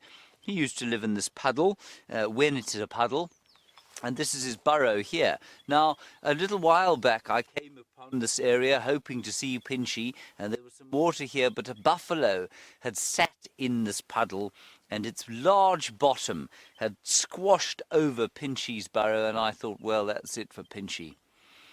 And then I dug it out and I just kind of opened it up again and hoped to see him again. And what I've discovered today is what I think is very fresh excavations. Can you see this kind of stony sand over here? Can you? It's blipping in and out. It's blipping in and out. It might just be being pinched. Shall I show you that? Does that help? It's over here. Not helping. It's clear now. It's clear now. Just careful that it doesn't get. Right there, everybody. You can see the excavation of Pinchy Whiner. He's definitely been digging out that sandy little, or that stony bit of sand there. And then when I look inside, which you won't be able to see, but I will just do it for effect, it goes a long way down that hole. So I think he's actually probably alive and well, and we might see him again when the rains eventually come. Now, he has a friend very far away from here called Squeezy Dyson. And Squeezy Dyson lives in a pan very similar to this on Twin Dams Road, quite a long way to the east. Whether they'll ever actually meet each other, I'm not sure, but wouldn't it be a romantic story, the story of Pinchy Whiner and Squeezy Dyson and their budding romance across the plains of Djuma. All right, on we go. Otherwise, we haven't seen much. I did hear another call there of a Steerling's wren warbler. Tick-a-tick, tick-a-tick, tick-a-tick, tick-a-tick, tick-a-tick. Did I open that? Sorry about that, David. Now, Rob, the primitive living that we engage in. Rob, we don't have cable TV. We don't have cable TV in South Africa, but we have an equivalent, which is known as satellite television, and we do have that out here. If you want to get it, we can watch the sport, which Brent and I certainly do on a regular basis. Many others. We watch some rugby. We have, what else, other creature comforts don't we have? So what don't we have? We don't have access, obviously, to any shops or anything like that. That's got to be about an hour and a half away. We can go to what we call a local shebeen. If we wanted to go to a local pub, we'd find one in the communities out here, and there you drink beer out of quarts like that. That's how you buy it. But there are no supermarkets or that sort of thing around this particular area. What else would be primitive about the way we live? Cell phone signal you wanted to know about? Very poor, but it does come. I mean, it depends on which network you are. So it's not total blackout at all. So we do get cell phone signal, and obviously we get Wi-Fi, which comes in through various methods into this area. So Rob, really it's not that primitive. It's actually pretty modern living, but in a particularly beautiful part of the world. I possibly should have spun you a yarn, but, I'm much too truthful for that, aren't I, David? Yes, exactly. Now, I'm driving up this road here on the western sector of Djuma in the hopes of spotting Tingana, who came onto Djuma yesterday, round about this time. We didn't see him, and then he was lost. And nobody saw him yesterday evening. And I don't know if he crossed this road or not, so we'll drive up here and see if we don't find. He does like to eat warthog. Perhaps we'll find a warthog dangling from a tree. Karula, not far from here. She was just in this drainage system down to the right-hand side of your screen, so not easy to follow through there, but that's where she was. No tracks of Shadow, no tracks of her cub, so I don't know where they are. And just to keep you posted, apparently Sindile was found on Elephant Plains yesterday, which was quite nice. He seems to have made his home there, He spent about 10 days or so sitting on Elephant Plains. So that's quite a long way to the west of us, but it means he's doing okay. And Sindile, for those of you who don't know, a 20-month-old male leopard, or it must be almost 21 months now, nearly 2. and he, of course, has the tragic tale of rehabilitation. He killed a rabid dog. When was that? That was about 9 months ago now. 8 months ago. He killed a rabid dog. We thought he had rabies, so they tested him. He didn't, but they still had to put him in quarantine for 6 months, and that's what they did. And then they reintroduced him in a very unusual kind of practice. Normally, the practice out here is if an animal is suspected of being rabid, then they will destroy it straight away. And there was a lot of argument about destroying him. Anyway, he seems to be back in the area and absolutely fine. He's killed a few impala, and so I think just the right decision was made by taking him out, putting him in rehab, and bringing him back here. Oh, I'm just looking at the road here. And Michael, you're saying, has Shadow and her new cub been seen recently? No, they haven't. I think that they're spending most of their time on Hofmans, which is to the south of us, but they haven't been seen for some time.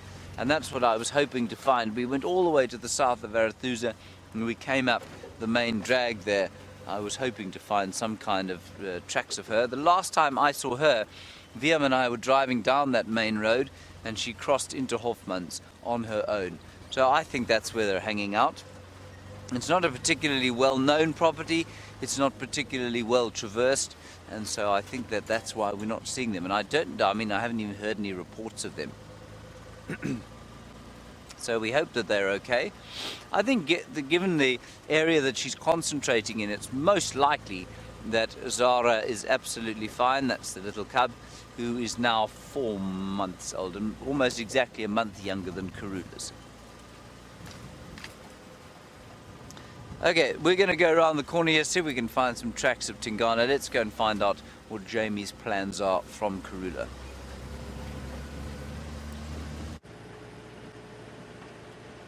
Well, bear with me 1 second, because I am trying to listen to this. Ephraim's giving me updates. Apparently Karula is hunting a duiker. But what we're going to do is we're going to go around and we're just going to check from one of the old roads that leads down there. So Ephraim just giving us a heads up.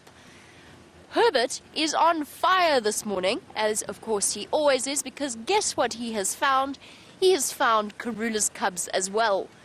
They are probably about 700 meters from where we left her, hiding out in the drainage line there. We're not going to be making our way there right now. As I said at the start of the sunrise safari with Karula's cubs, giving them a great deal of distance when she is not there, because they're tucked away in a drainage line, because the view is going to be difficult unless we move closer. I'm not going to go racing across to that area. And as I said, she's busy hunting for them right as we speak. So hopefully by the sunset safari, we'll be able to find her once again, and we'll have a lovely sighting of Karula and her cubs enjoying a meal. But for now, let's go and investigate. We're going to go a little bit faster just to get to where Karula is heading to see if she doesn't pop out there.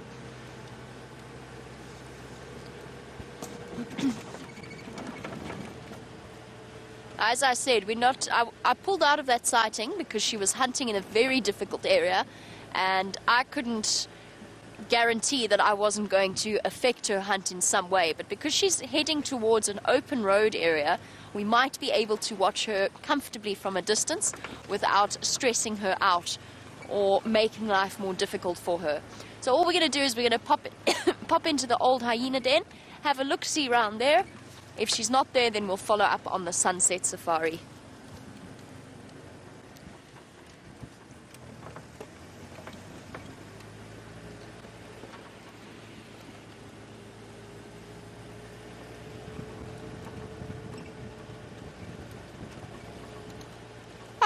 Okay, James is responding to that. Things shaping up to be a very, very exciting morning for Mr. Hendry. Let us see what he can see from where he is.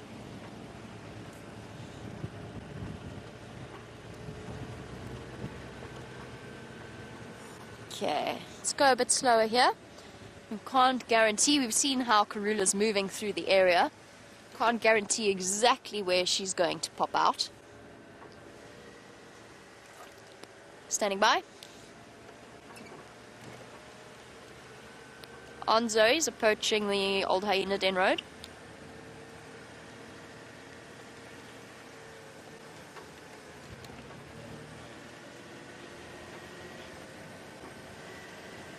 Copy that, thanks Ephraim. Okay. He's telling me to go quickly, go faster to the hyena den, or else we're going to miss out on seeing her. She's crossing, she's in this very tricky drainage line system, making life a little bit difficult. Not too much so though. Where's this road now? Here we go. Here we go. And who knows, we might suddenly find an active hyena den, you never know. Worth paying a visit back to the old hyena den sites every now and again.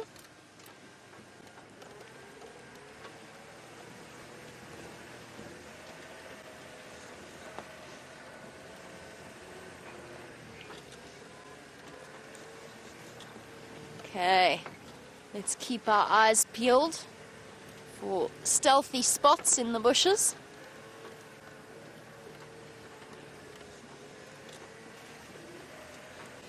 Be a lot easier to keep up with her in this area.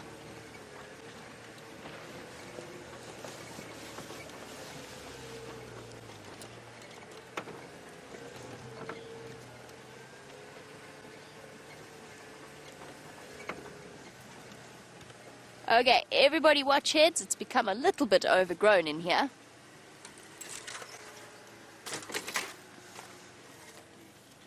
Here we go. Well done, Brian. Moving the antenna out of the way of the branches. Okay, let's keep looking. Straight into the rising sun. Just Karula.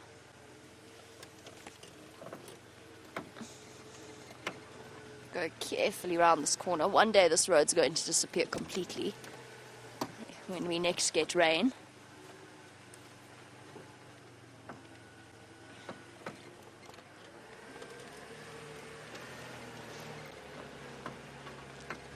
And now we want to keep checking. Oh, there's Ephraim. He must see her. He must actually have her visual. Awesome. How utterly marvelous.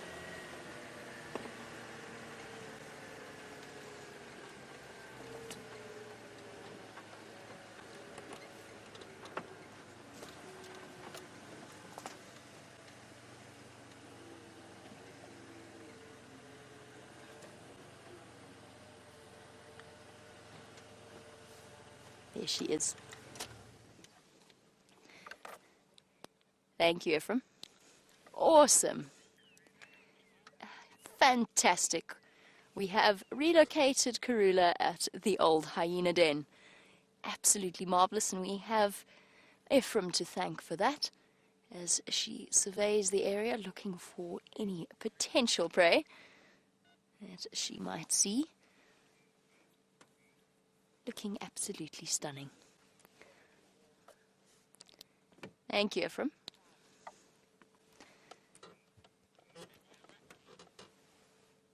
There's not many more images as iconic as a leopard sitting upright and alert, balanced on a log, and just using this advantage of height.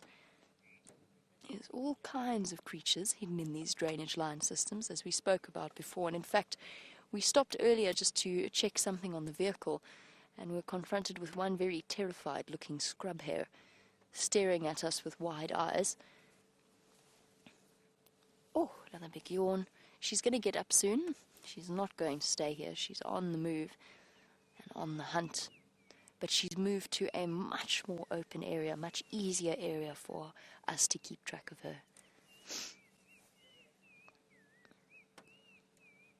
And those of you who are listening carefully, that beautiful bird call.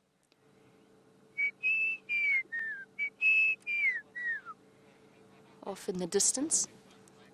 It is a black-crowned chagra, and one of the most beautiful sounds that you could hear out in the bush. It's one of my favorite bird calls, and it's one that the scrub robins and the fork-tailed drongos love to imitate as well.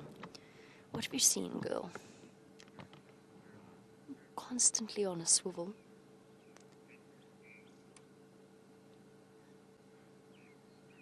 I'm so thrilled because one of the landowners has brought their children to the reserve, and the little girl says that her favorite leopard in the whole world is Karula, and she was just desperate to see her. They're here on their school holidays, and I'm so thrilled that they did get an opportunity to actually encounter her. This little girl has grown up her entire life getting a chance to see Karula. So James is slowly making his way towards the cubs, which are not far away from us at all. I think the view is going to be limited, but nevertheless it will be marvelous for us to have Mom on one hand and the little ones on the other.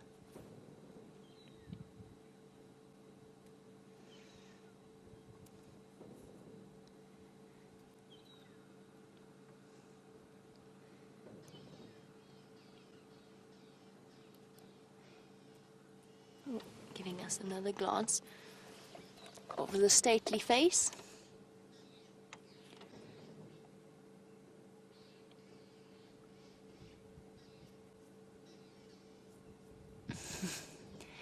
Now, speaking about the different vehicles, Kim, you were wondering about how we decide who goes on which vehicle and who gets to take Rusty and who gets to take Wendy. Most of the time we fall into a pattern in terms of who gets to drive what. So we get 2 drives on one vehicle, and then we switch around and we have 2 drives on the other. And the same applies to, I think you do a two in a row, don't you, Brian? Yeah, on camera? We swap vehicles halfway through the day. Okay, so the cameramen swap the vehicles halfway through the day so that they get a chance to, first of all, go with a different presenter every now and again. And also, obviously, one of us gets too much to handle. And then we have to do a quick switch around. It also means they get to practice on a different camera. This morning, because James, our schedule was thrown a bit off kilter. Oh, we're off. As she heads into the drainage line, we'll try and keep with her, as I said, keeping some distance as well at the same time. And there goes our marvelous queen into the drainage line. I'm actually not even going to try and approach this way because she's going to go straight across and we can't cross there. It's rocky. As marvelous as Wendy's driving capabilities are, she's not going to get us through there. We're going to have to go around, but we'll catch up with her on the other side. Anyway, yes, end of that story. This morning I said to James he should take Rusty because he can go further on Rusty. He can go to different places on Rusty. And I figured he would be quite happy to be able to not necessarily be stuck in one place, as Wendy has limited areas that she can go to at the moment.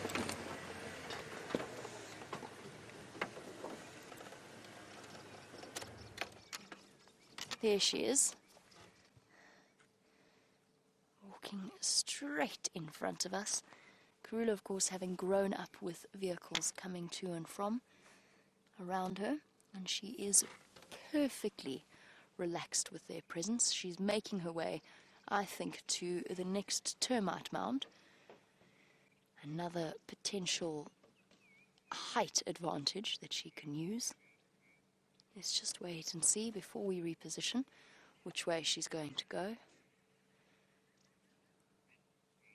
Yeah, she's going to go up onto the termite mound. Thank you to everybody who's sending through your beautiful screenshots. There's not much more that is as picturesque as a leopard, but we do appreciate those and we do see them. We do go through them. She's slinking around the edge of this termite mound. Oh, she's spotted something. No, she's just spotted a nice place to sit. Beautiful. I'm going to try and get around in a moment to get a view of her face. But look how comfortable that spot is that she appears to have found. Even more so, it is hidden away. So she'd be, unless we knew she was here, she'd be next to invisible. If you're a passing antelope, you might be unaware of the very large cat keeping an eye on you. You can see she hasn't seen anything that's attracted her interest yet, but she's looking really carefully. She's also found herself some shade because, believe it or not, despite all of our complaining about the temperatures this morning, it is now very, very warm. The unpredictable nature of the low-felt winter's weather. I'm just going to do some shuffling here. My boxes that I store all my books in has decided to go for a bit of a walk. It's blocking the gear stick completely. Here we go. And let's see if we can't get a view of her face. Oh, no, hold on. She appears to be looking at us. Here we go.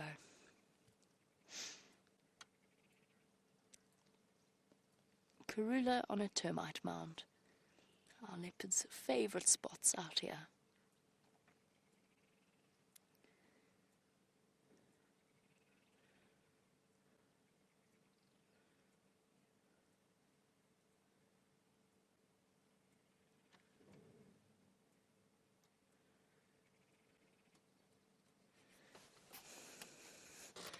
For some reason where we are, I'm struggling a little bit to hear your questions. So where you are, if you are asking questions, I'm not ignoring you.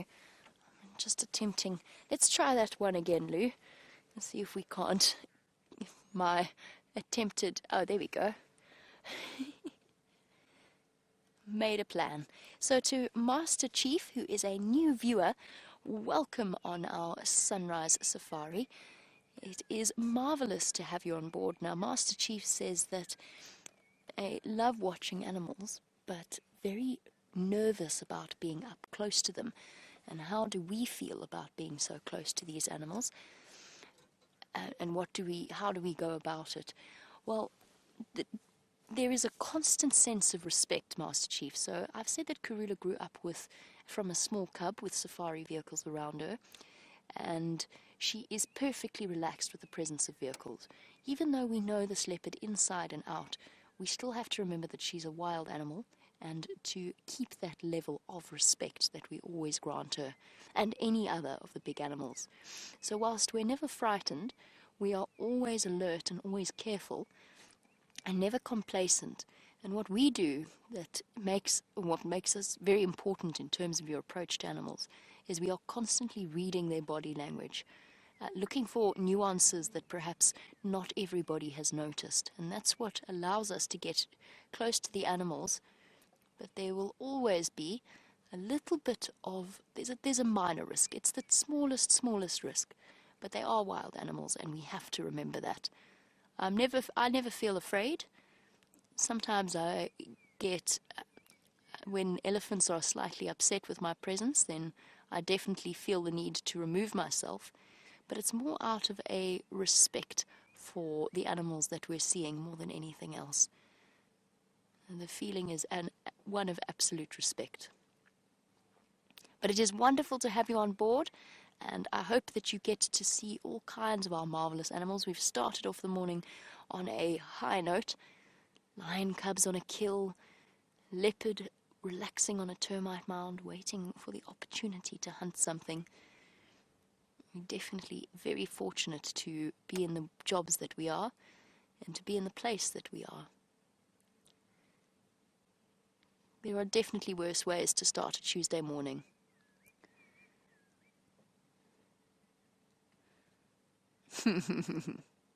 D Hugs says, okay guys, well, who paid that leopard to sit there for this awesome shot? Well, yes, of course, Karula and I do have something of a deal going on. She doesn't accept payment in cash, but she will accept payment in... No, I'm joking. We don't feed the animals, we don't arrange them. Although that first sighting of the Nkuhuma cubs that Brian and myself had, it really did.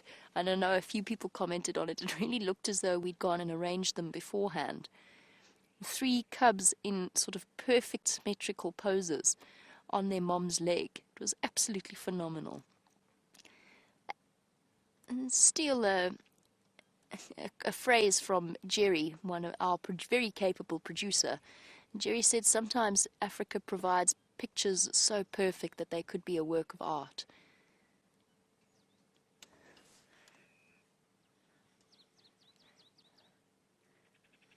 Leopards are a marvelously picturesque creature.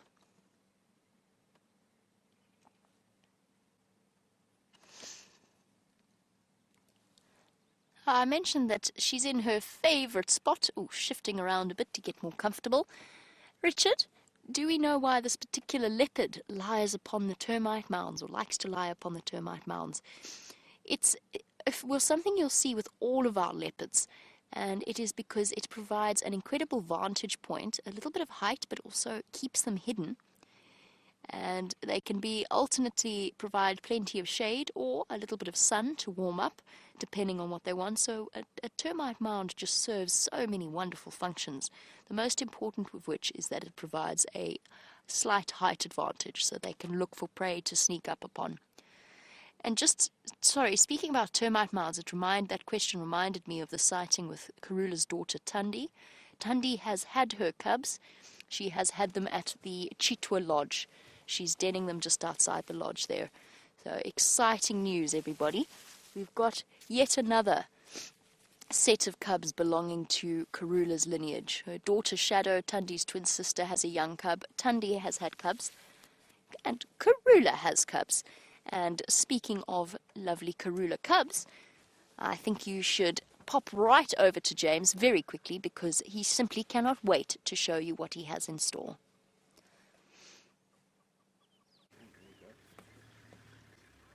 Well, all we've got, everybody, is just a bit of spotting on the top there, and that is where either George or Charlotte are sitting on a termite mound, and they're just waiting for their mum to come back and tell them where the latest meal is coming from. Now, I know it's not a great view, and I don't think we're going to get a great view, and we could, of course, try and drive around off-road, but because Karula's not here, we're just going to stay around here, where we can get a bit of a view. And I think you'll find if we sit here for a little bit, they might actually come out onto the top. There we've got a face looking, and you can hear the squirrel, I'm sure, calling. I'm sure you can hear the squirrel calling, going tick-a-tick, tick-a-tick, tick-a-tick, tick-a-tick, tick-a-tick, tick-a-tick.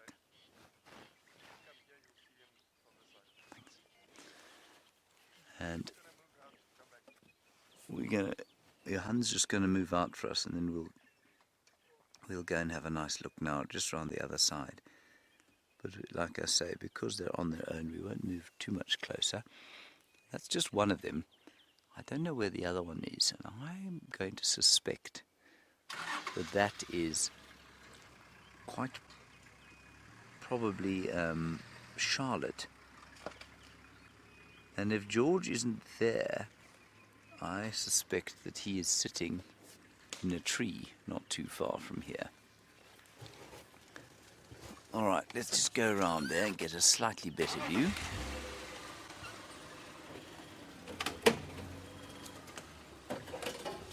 George likes to climb, you see. And there's a squirrel shouting behind us there. If this is the only one here, I think George was in a tree somewhere.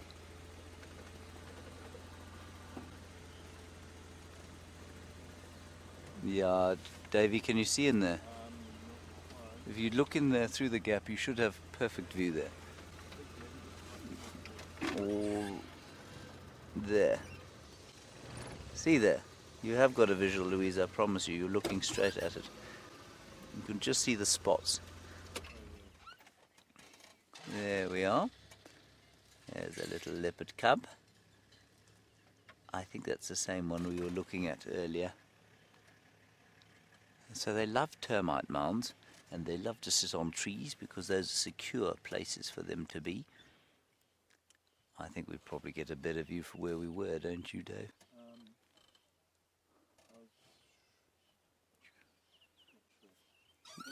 I'm going to go back, everyone. I think that's probably the best view we'll get.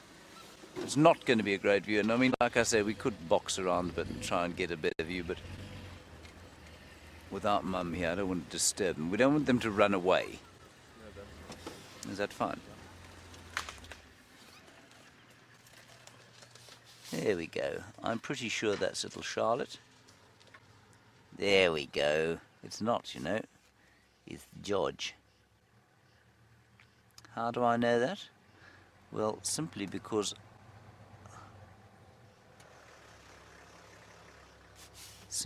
I think that the eyes are George's eyes. But let me just check that carefully. I'm not sure. You can also get the spots there. Can't really see actually where I'm sitting.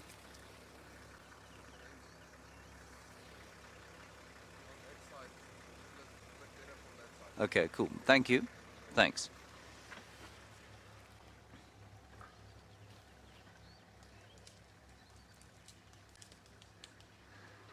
Nigel, a very good question from you. You say for this time of the year, is it normal to have so many baby cats?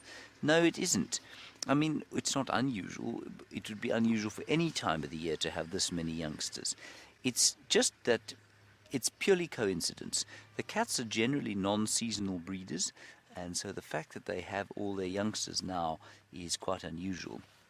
What's not unusual is that the pride of lions is having cubs at the same time as each other, that all the females in the pride are having their cubs at the same time. That is pretty standard issue, and it's because they come into estrus when the new males take over an area, and so it's not unusual, therefore, that they should become pregnant at the same time. That's pretty standard. But the fact that Karula's got cubs now, that Shadow's got a cub, that Tandy apparently has just given birth as well, indicates to me that it says to me it's purely coincidence.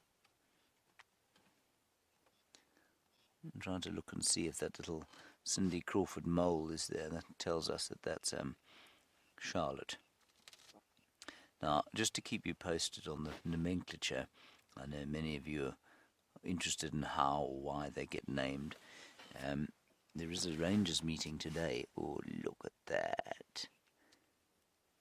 Where their names will be debated by the Rangers of this area. Taxon and Aubrey have put through 2 names for them.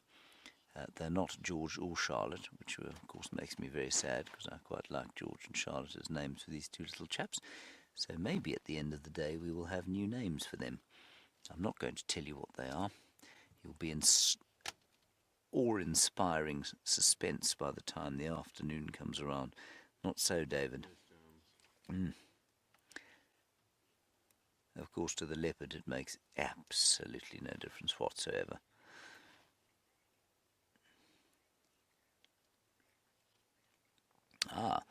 Now Elaine, you are observant. You say, why do these cubs not play like the lion cubs? Well, one of the reasons they're not playing at the moment is because they're on their own, and so they will be reticent to move out from cover.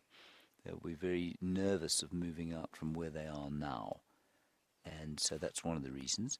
The second reason is that they're leopards, and that means that they do play a little bit. They play actually more with their mother than they do with each other, because they will be solitary. They will be completely solitary one day, and that is evident almost from birth. Now, they do play a bit. It's not like they're sort of unfriendly with each other, but Elaine, it's absolutely one of the things that I noticed as soon as we started viewing these cubs, that they do seem to be far less playful than lion cubs. That's because lion cubs are going to be social. They will always be social animals, whereas these chaps will be completely solitary. I know this isn't a great view, everyone, but it is a leopard cub, and so let's just enjoy that. Right, while we wait and see if this little cub comes out, I don't think she's going to. I think she's going to go to sleep. Let's go back across to the great queen herself. Guys, we are still with our lovely leopard sighting as she watches the world go round. And just bear with me one moment. There we go. We've got a response to that. I've just got lots of people now interested in making their way back towards the sighting. You're wanting to come back and join us. And isn't that incredible? Karula on one side and the cubs not far from us at all with James, playing shy and hard to get, hidden behind the leaves. And Karula looking to supply some food for her family. And the fact that we are coming to you live from the middle of the African bush still is something that astounds me every time I think about it.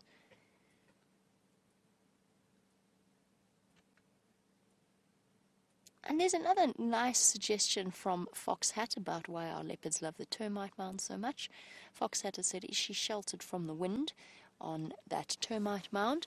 And might that perhaps be a reason why they go there, because it might stop the wind from blowing their scent towards an animal? And Fox Hat, the answer is the side that she's on, no, it doesn't. The wind is actually blowing in a little bit from the north today, which is quite unusual.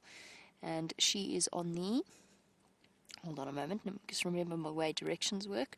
She's on the western side of the termite mound. So western side, first thing in the morning, it's providing her with a little bit of shade, is what it is providing. Which I'm starting to wish that I had, because I am overheating now. Brian, how many jackets did you say you had on? 5. You have 5 on. You must be feeling pretty warm as well at this point. It's definitely got nice and warm out here.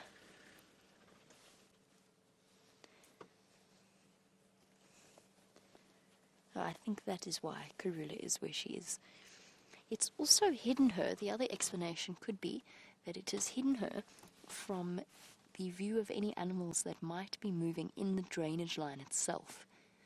So if they look up, they wouldn't immediately see her from the side of the termite mound that she is on. She's also just taking a little bit of a break. She probably covered last night while she was looking for food. There's a chance she covered 5, even 10 miles. Last time we saw her, her tracks went onto Torchwood. And she's brought the cubs back onto Djuma, onto Vuetela, and she's come back herself. And all in all, that's a round circle distance of close to about 8 miles, if I had to guess. And you've seen the way that Karula walks. She doesn't walk in a straight line when she's hunting for something. She moves north, south, east, west with no particular order. And it might be that she's actually quite tired as well, resting her legs and hoping that by trying a different tactic, by sitting on the termite mound, she might have a little bit more luck. Another big yawn. Up she gets. It's usually a prelude to a leopard on the move. Big stretch. We're going to stay with her. We're going to see what she does. Hopefully it'll give us an idea as to where to start the sunset safari. While we do, let's go back to James, who has a cub in a tree. Okay. Look, everybody, I thought there was one in the tree. Remember I said there's a squirrel alarm calling. I thought it was too far away from the termite mound. And there is the other one there, sitting in the tree. Isn't that cool? Look at that tree.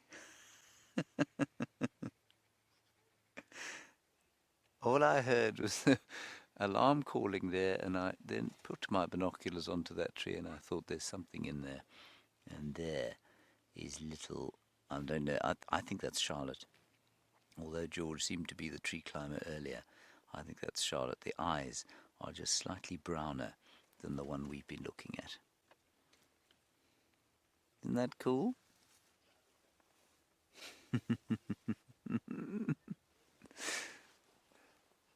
That is so wonderful. I wonder if she knows she's been spotted. I doubt it.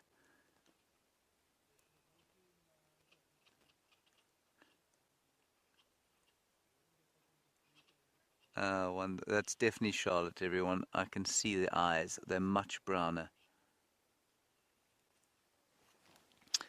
Now, Shannon in Ohio, I know this isn't the best view, but we're just going to stick with it for now. And it's shaking because I'm just moving slightly. We're right at the end of the lens. Shannon, you say, will they be able to kill anything at this stage of their lives? Yes, they will. They will kill small things like lizards. I mean, I know it sounds a bit facetious, but they'll kill things like termites as well. And eventually, fairly soon, they will start to take things like mice and gerbils if they can get hold of them. But also birds. Franklins, I think, are the ones that are going to cop it from these two little things. And you can see or you can hear that there's a squirrel alarm calling at that little leopard. And the leopard will become, I don't know if it's instinctual or whether it is an instinctual learning process where she will make a connection between the fact that it becomes difficult to kill things with the squirrel shouting at her. I think very soon, though, she'll realize that the squirrel and the bird alarm calling is a function of her presence, and that will then help her. Once she's made that connection, that will help her to catch smaller prey, because she'll try and avoid being seen by things like squirrels and birds. So I think Franklins will be the next on the menu. I think they're a little bit small for that just yet. But you can see they're brilliant tree climbers already, highly competent, and very comfortable, actually being almost completely arboreal.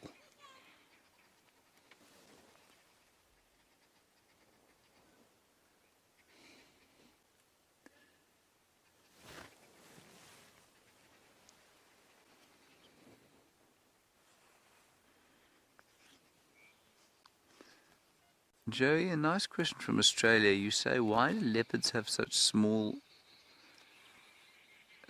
litters compared with lions and cheetahs? Joey, they're not that much smaller, but they are smaller. Let's address each one separately. Lions, larger litters, often sort of 4 will survive, normally 3, but up to 6. Remember, they're social, so they live in a group. It's much easier to feed them if they're all together. Whereas, obviously, with a leopard, she's solitary. She's got only herself to look after them. So I think it's purely a function of the fact that there's a pride. They're easier to look after when lions, and therefore they're between 1.5 to 2 times the number that they're going to be otherwise. Then, if we look at cheetah, probably slightly larger litters. Joey, I wouldn't say much larger at all. I mean,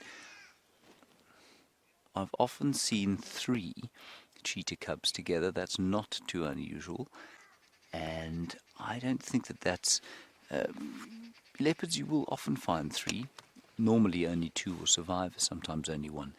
And I think you'll find with cheetah, there's almost a little bit of what we call R selection, or K selection, where they almost have extra cubs as an insurance policy. They don't have a very good success rate, and so I think you'll find that they probably maintain 3 or 4 for a little bit longer, almost as an insurance policy, Joey. That would be my guess for cheetah. Lions more simply because there's more to eat. There's greater protection in a pride. I know this isn't the best view, but it is just so lovely to be in their presence for a little while. And we'll go back and have another look at the other one on the termite mound once Taxon's moved out. That is so cool. So you were also wondering around why they don't play with each other, and we were chatting about that. And what's interesting here is that they're spending, not only are they not playing with each other, they're also spending less and less time with each other. So, and they're prepared to sit further away from each other than they were before, which I think is quite interesting. Georgianne, you say lots of lions, lots of leopards, lots of hyena cubs. It bodes well for the area. Well, I don't think it's a coincidence that we're going into a drought, and it's much easier for the predators now to survive because there's a weakness amongst the herbivores because they are compromised nutritionally. David's also compromised nutritionally. He's got consumption. That's why he's coughing. Georgianne, let's just go a little bit forward. So yes, it does bode well for the predators, and of course it goes in ebbs and flows, you know. I mean, they're going to go through tough times in the same way that the herbivores go through tough times. We'll just have one last look over here and see if we can see what I think is George. He's still there, is he? Davey, can you see him? I can't see him. Yeah, I think I can. I think he's just moving. No.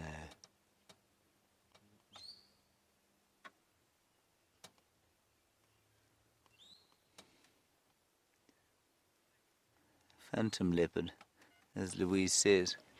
I think he's just gone down the other side. All right, everyone, we're going to have one more look at the leopard in the tree, and then I think we're going to leave the sighting, and we'll all definitely come back here this afternoon and see if they haven't connected with each other. I mean, mum and youngsters. I just want to see if I can get you a slightly better view of this chap here, and I also want you to see the squirrel sitting below her shouting. I could just see the tail going flick, flick, flick, flick. There, you might get that's a very slightly better view, Dave. Try that.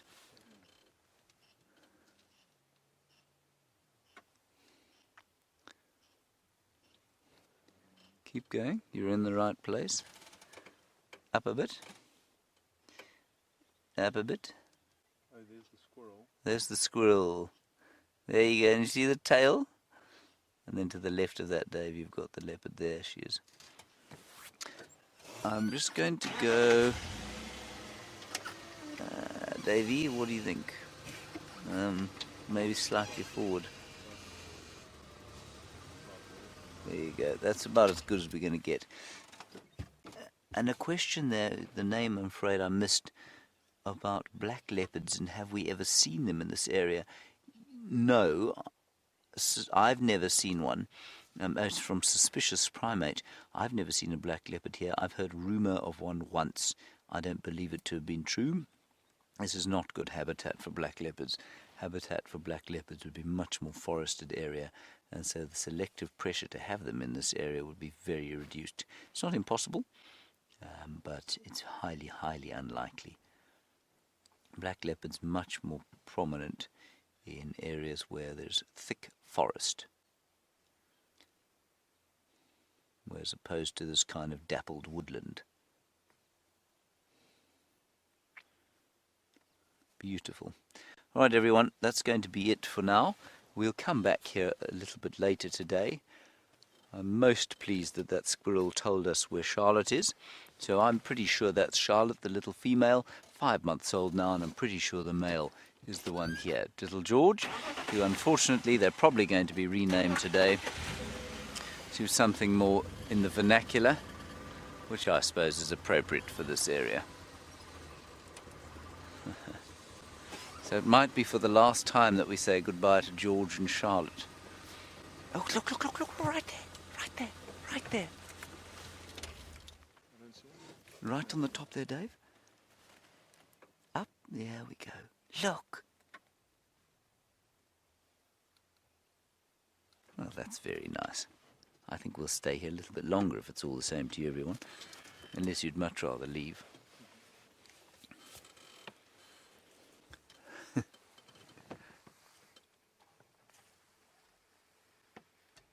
That's definitely George.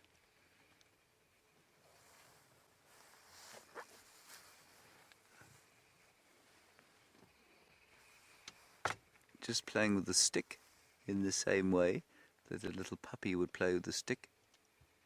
Now, I'm just going to give you an idea how far away from each other they are. They're about 100 meters from each other, you know. That's about 330 feet, 325 feet from each other.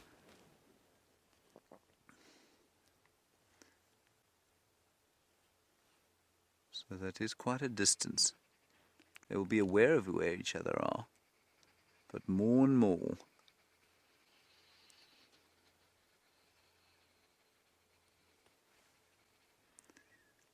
Now, Michael, you say that you can tell the difference between these two cubs by looking at their foreheads, and you say that Charlotte has a wow pattern on her forehead that George does not. Now, I have to confess to you, I don't see that, but I'm not disputing it at all, because it took me a long time to be able to see the wow on the front of Karula's forehead. For me, apart from the eye colour, which will change, if you look at George, he's very clearly got 3 spots on his left and 3 spots on his right. And Charlotte has got 4 on her right or our left. She's got 1 above the other 3. And that's what I mean is just above the whisker line there. You can see the 3 on her left, our right. Or at least on his left, our right. There, just next to his nose, you can see those 3 spots. Now Charlotte's got a very similar pattern, but on the other side, there's a dot just above them. And that looks like a sort of what I describe as her Cindy Crawford mole, and that's how I know the difference between them. Other than the eye colour. This is brilliant. This is a wonderful sighting, everybody.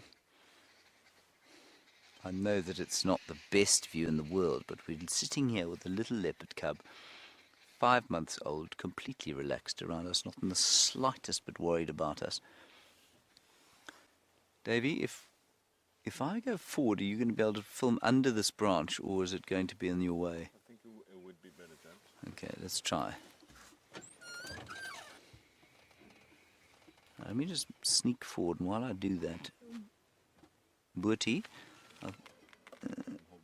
how's that? Boetie, I think you are asking. I think it's you asking, what are the success rates of the cats in Africa?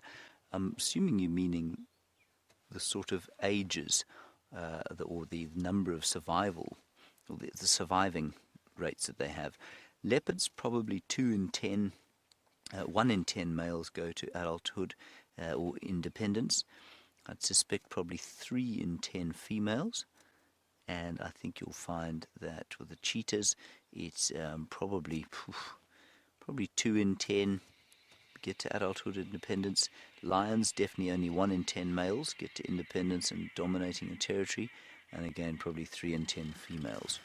So not very high.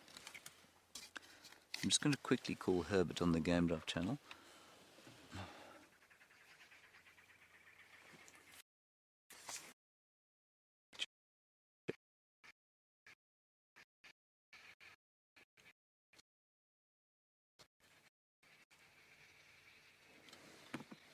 Okay, we might have to move out of here, everybody.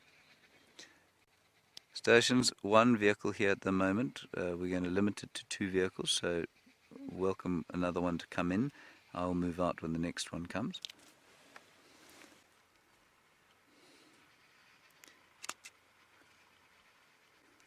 Flattening the ears there.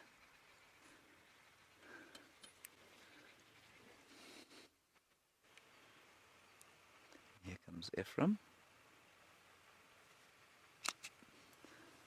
I think that's quite a nice little shot there, Dave, don't you? It's not the worst leopard shot we've ever had. Ngwanyane lensinyeni lenzago. Wayvon? La. Yeah.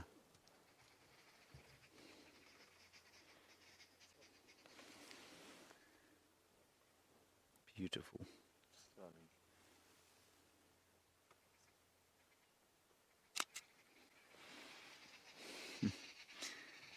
Oh, look at that shot. Look at little George, everyone. Fiona, you want to know if they get a thick coat in the winter and then molt in the summertime? It's not obvious like it is with dogs and cats in domestic animals. I've no doubt their hairs do get longer. I've no doubt that they molt during the heat of our blindingly hot summers that we have here. So yes, I'm sure. They don't appear noticeably fluffier during the winter time than they do in the summer, I must say.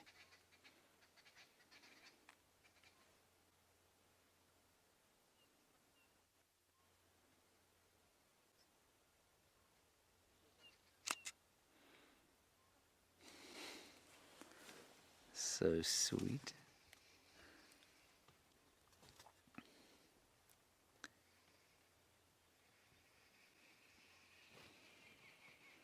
Very sleepy, Dave, you see that?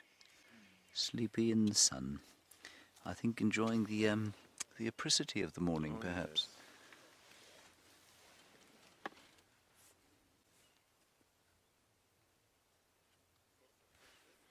Yes. Oh, there we go.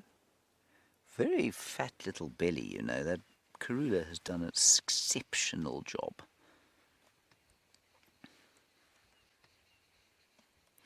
Anna-Marie, you want to know why we're naming the cubs so soon? Well, the attempt is to name them before they're a year old, largely for our viewers.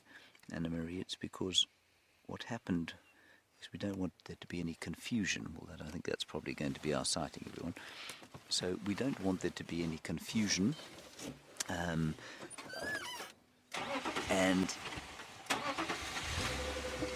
so what happened with Sindile was that we gave him a name. Everyone around here thought it was a bit kind of presumptuous of us to give him a name, and so then he had to change his name once they had named him, and still nobody knows exactly what his name is. And so that's basically why we're trying to get everybody to give them a name early so that there's no confusion later on. All right, everyone, that's going to be it, I'm afraid, for our little leopard sighting. Wonderful it was. And we'll move on and see what else we can see in the last few minutes of the drive. We'll try and get one last view of this other leopard. And while we do that, let's go and find an update from Jamie. I don't think we're going to get another view of Charlotte in the tree here.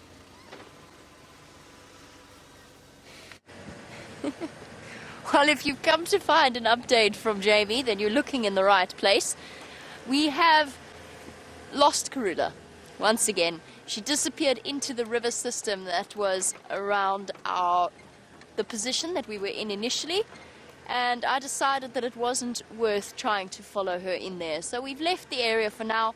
We'll be following up on the sunset safari this afternoon, and I'm almost certain that she's going to have a kill somewhere in here, either in here or a little bit further to the south.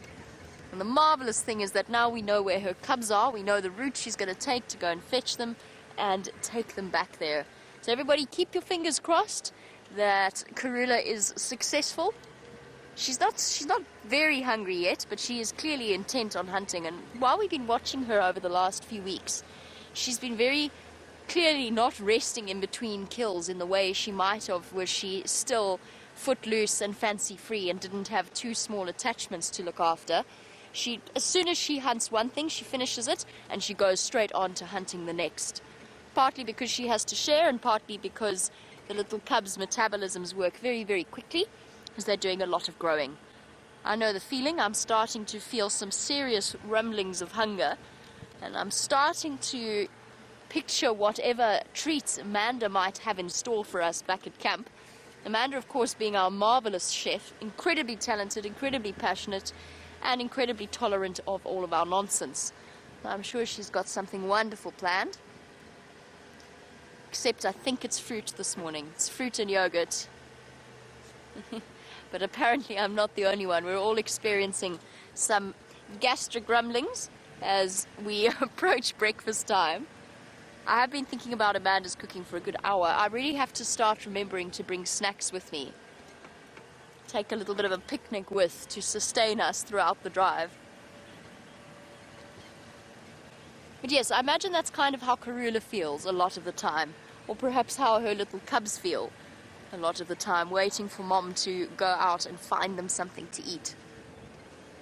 And it's going to be a wonderful moment when Charlotte and George, and I'm willing to call them Charlotte and George today because they're not going to be called Charlotte and George this afternoon, when Charlotte and George start to hunt for themselves or practice hunting, and that is when leopard cubs get so incredibly entertaining.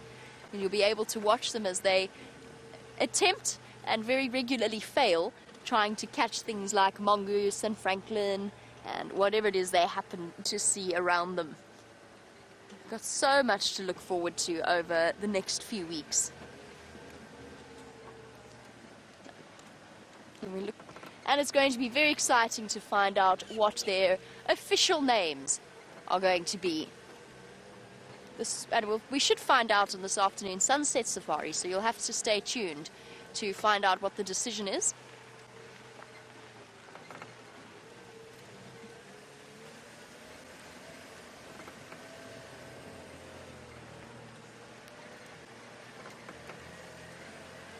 And Mara, you were wondering on the subject of naming our little cubs, whether there is a specific process for such things.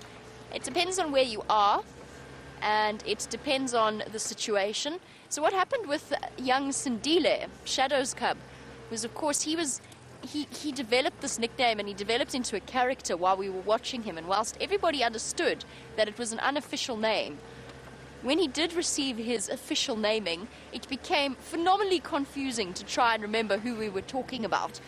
So that's why we've moved forward the naming system. Usually it's only after about a year that the cubs are officially named. But we're trying to circumvent that confusion once again, and George and Charlotte have set the ball rolling in terms of naming, in terms of names.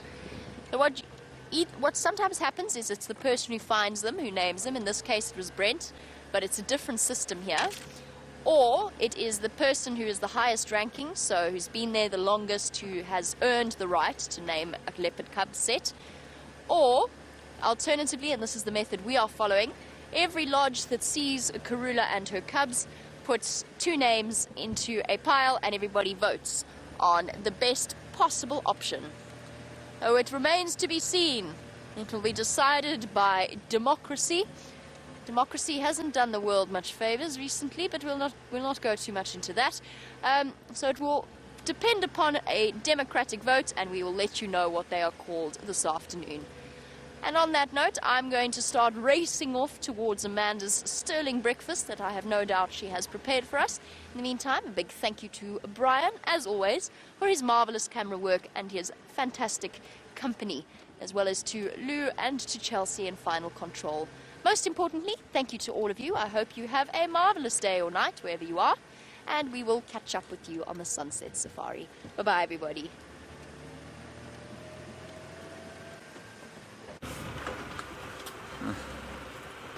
Yes, I suppose democracy might be an imperfect system, but possibly the best, except in this situation where I think it should be entirely dictatorial and they should just be called George and Charlotte, and that's just the way it should be. It's not going to happen like that, unfortunately, and that's just the way it is. As much as I've tried to pretend that I don't care what they're going to be called, I've become so deeply attached to the names George and Charlotte that it's going to be very difficult for me to let go of them. Anyway, we'll see what happens. The end of the day will reveal it. I think it will be nice that they have names that we don't change, you know, when they get to a year old. Yes, Kathy, you say thank you for another cubalicious drive. We've had a really delightfully delicious cubalicious drive. I don't believe I just said that. But yes, Kathy, it's been very lucky indeed, and I know, I mean, there's been a huge amount of game driving activity around here. And we've still managed to have a great time there. Louise, what was that? All I heard was beep. Oh, delectable. Oh, I see. No, it wasn't Louise being ill in the final control. She was saying delectable. The radio comms can be a little difficult at times.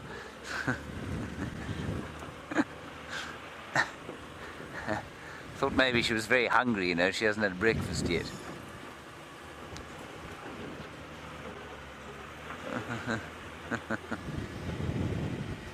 Let's just have a quick look and see what's at the water hole here at the Jumadam Pan,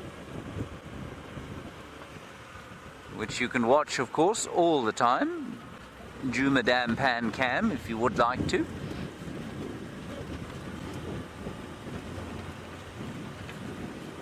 It's been a stunning morning. It's going to be a stunning day. I'm hoping to spend much of it sitting in the garden outside.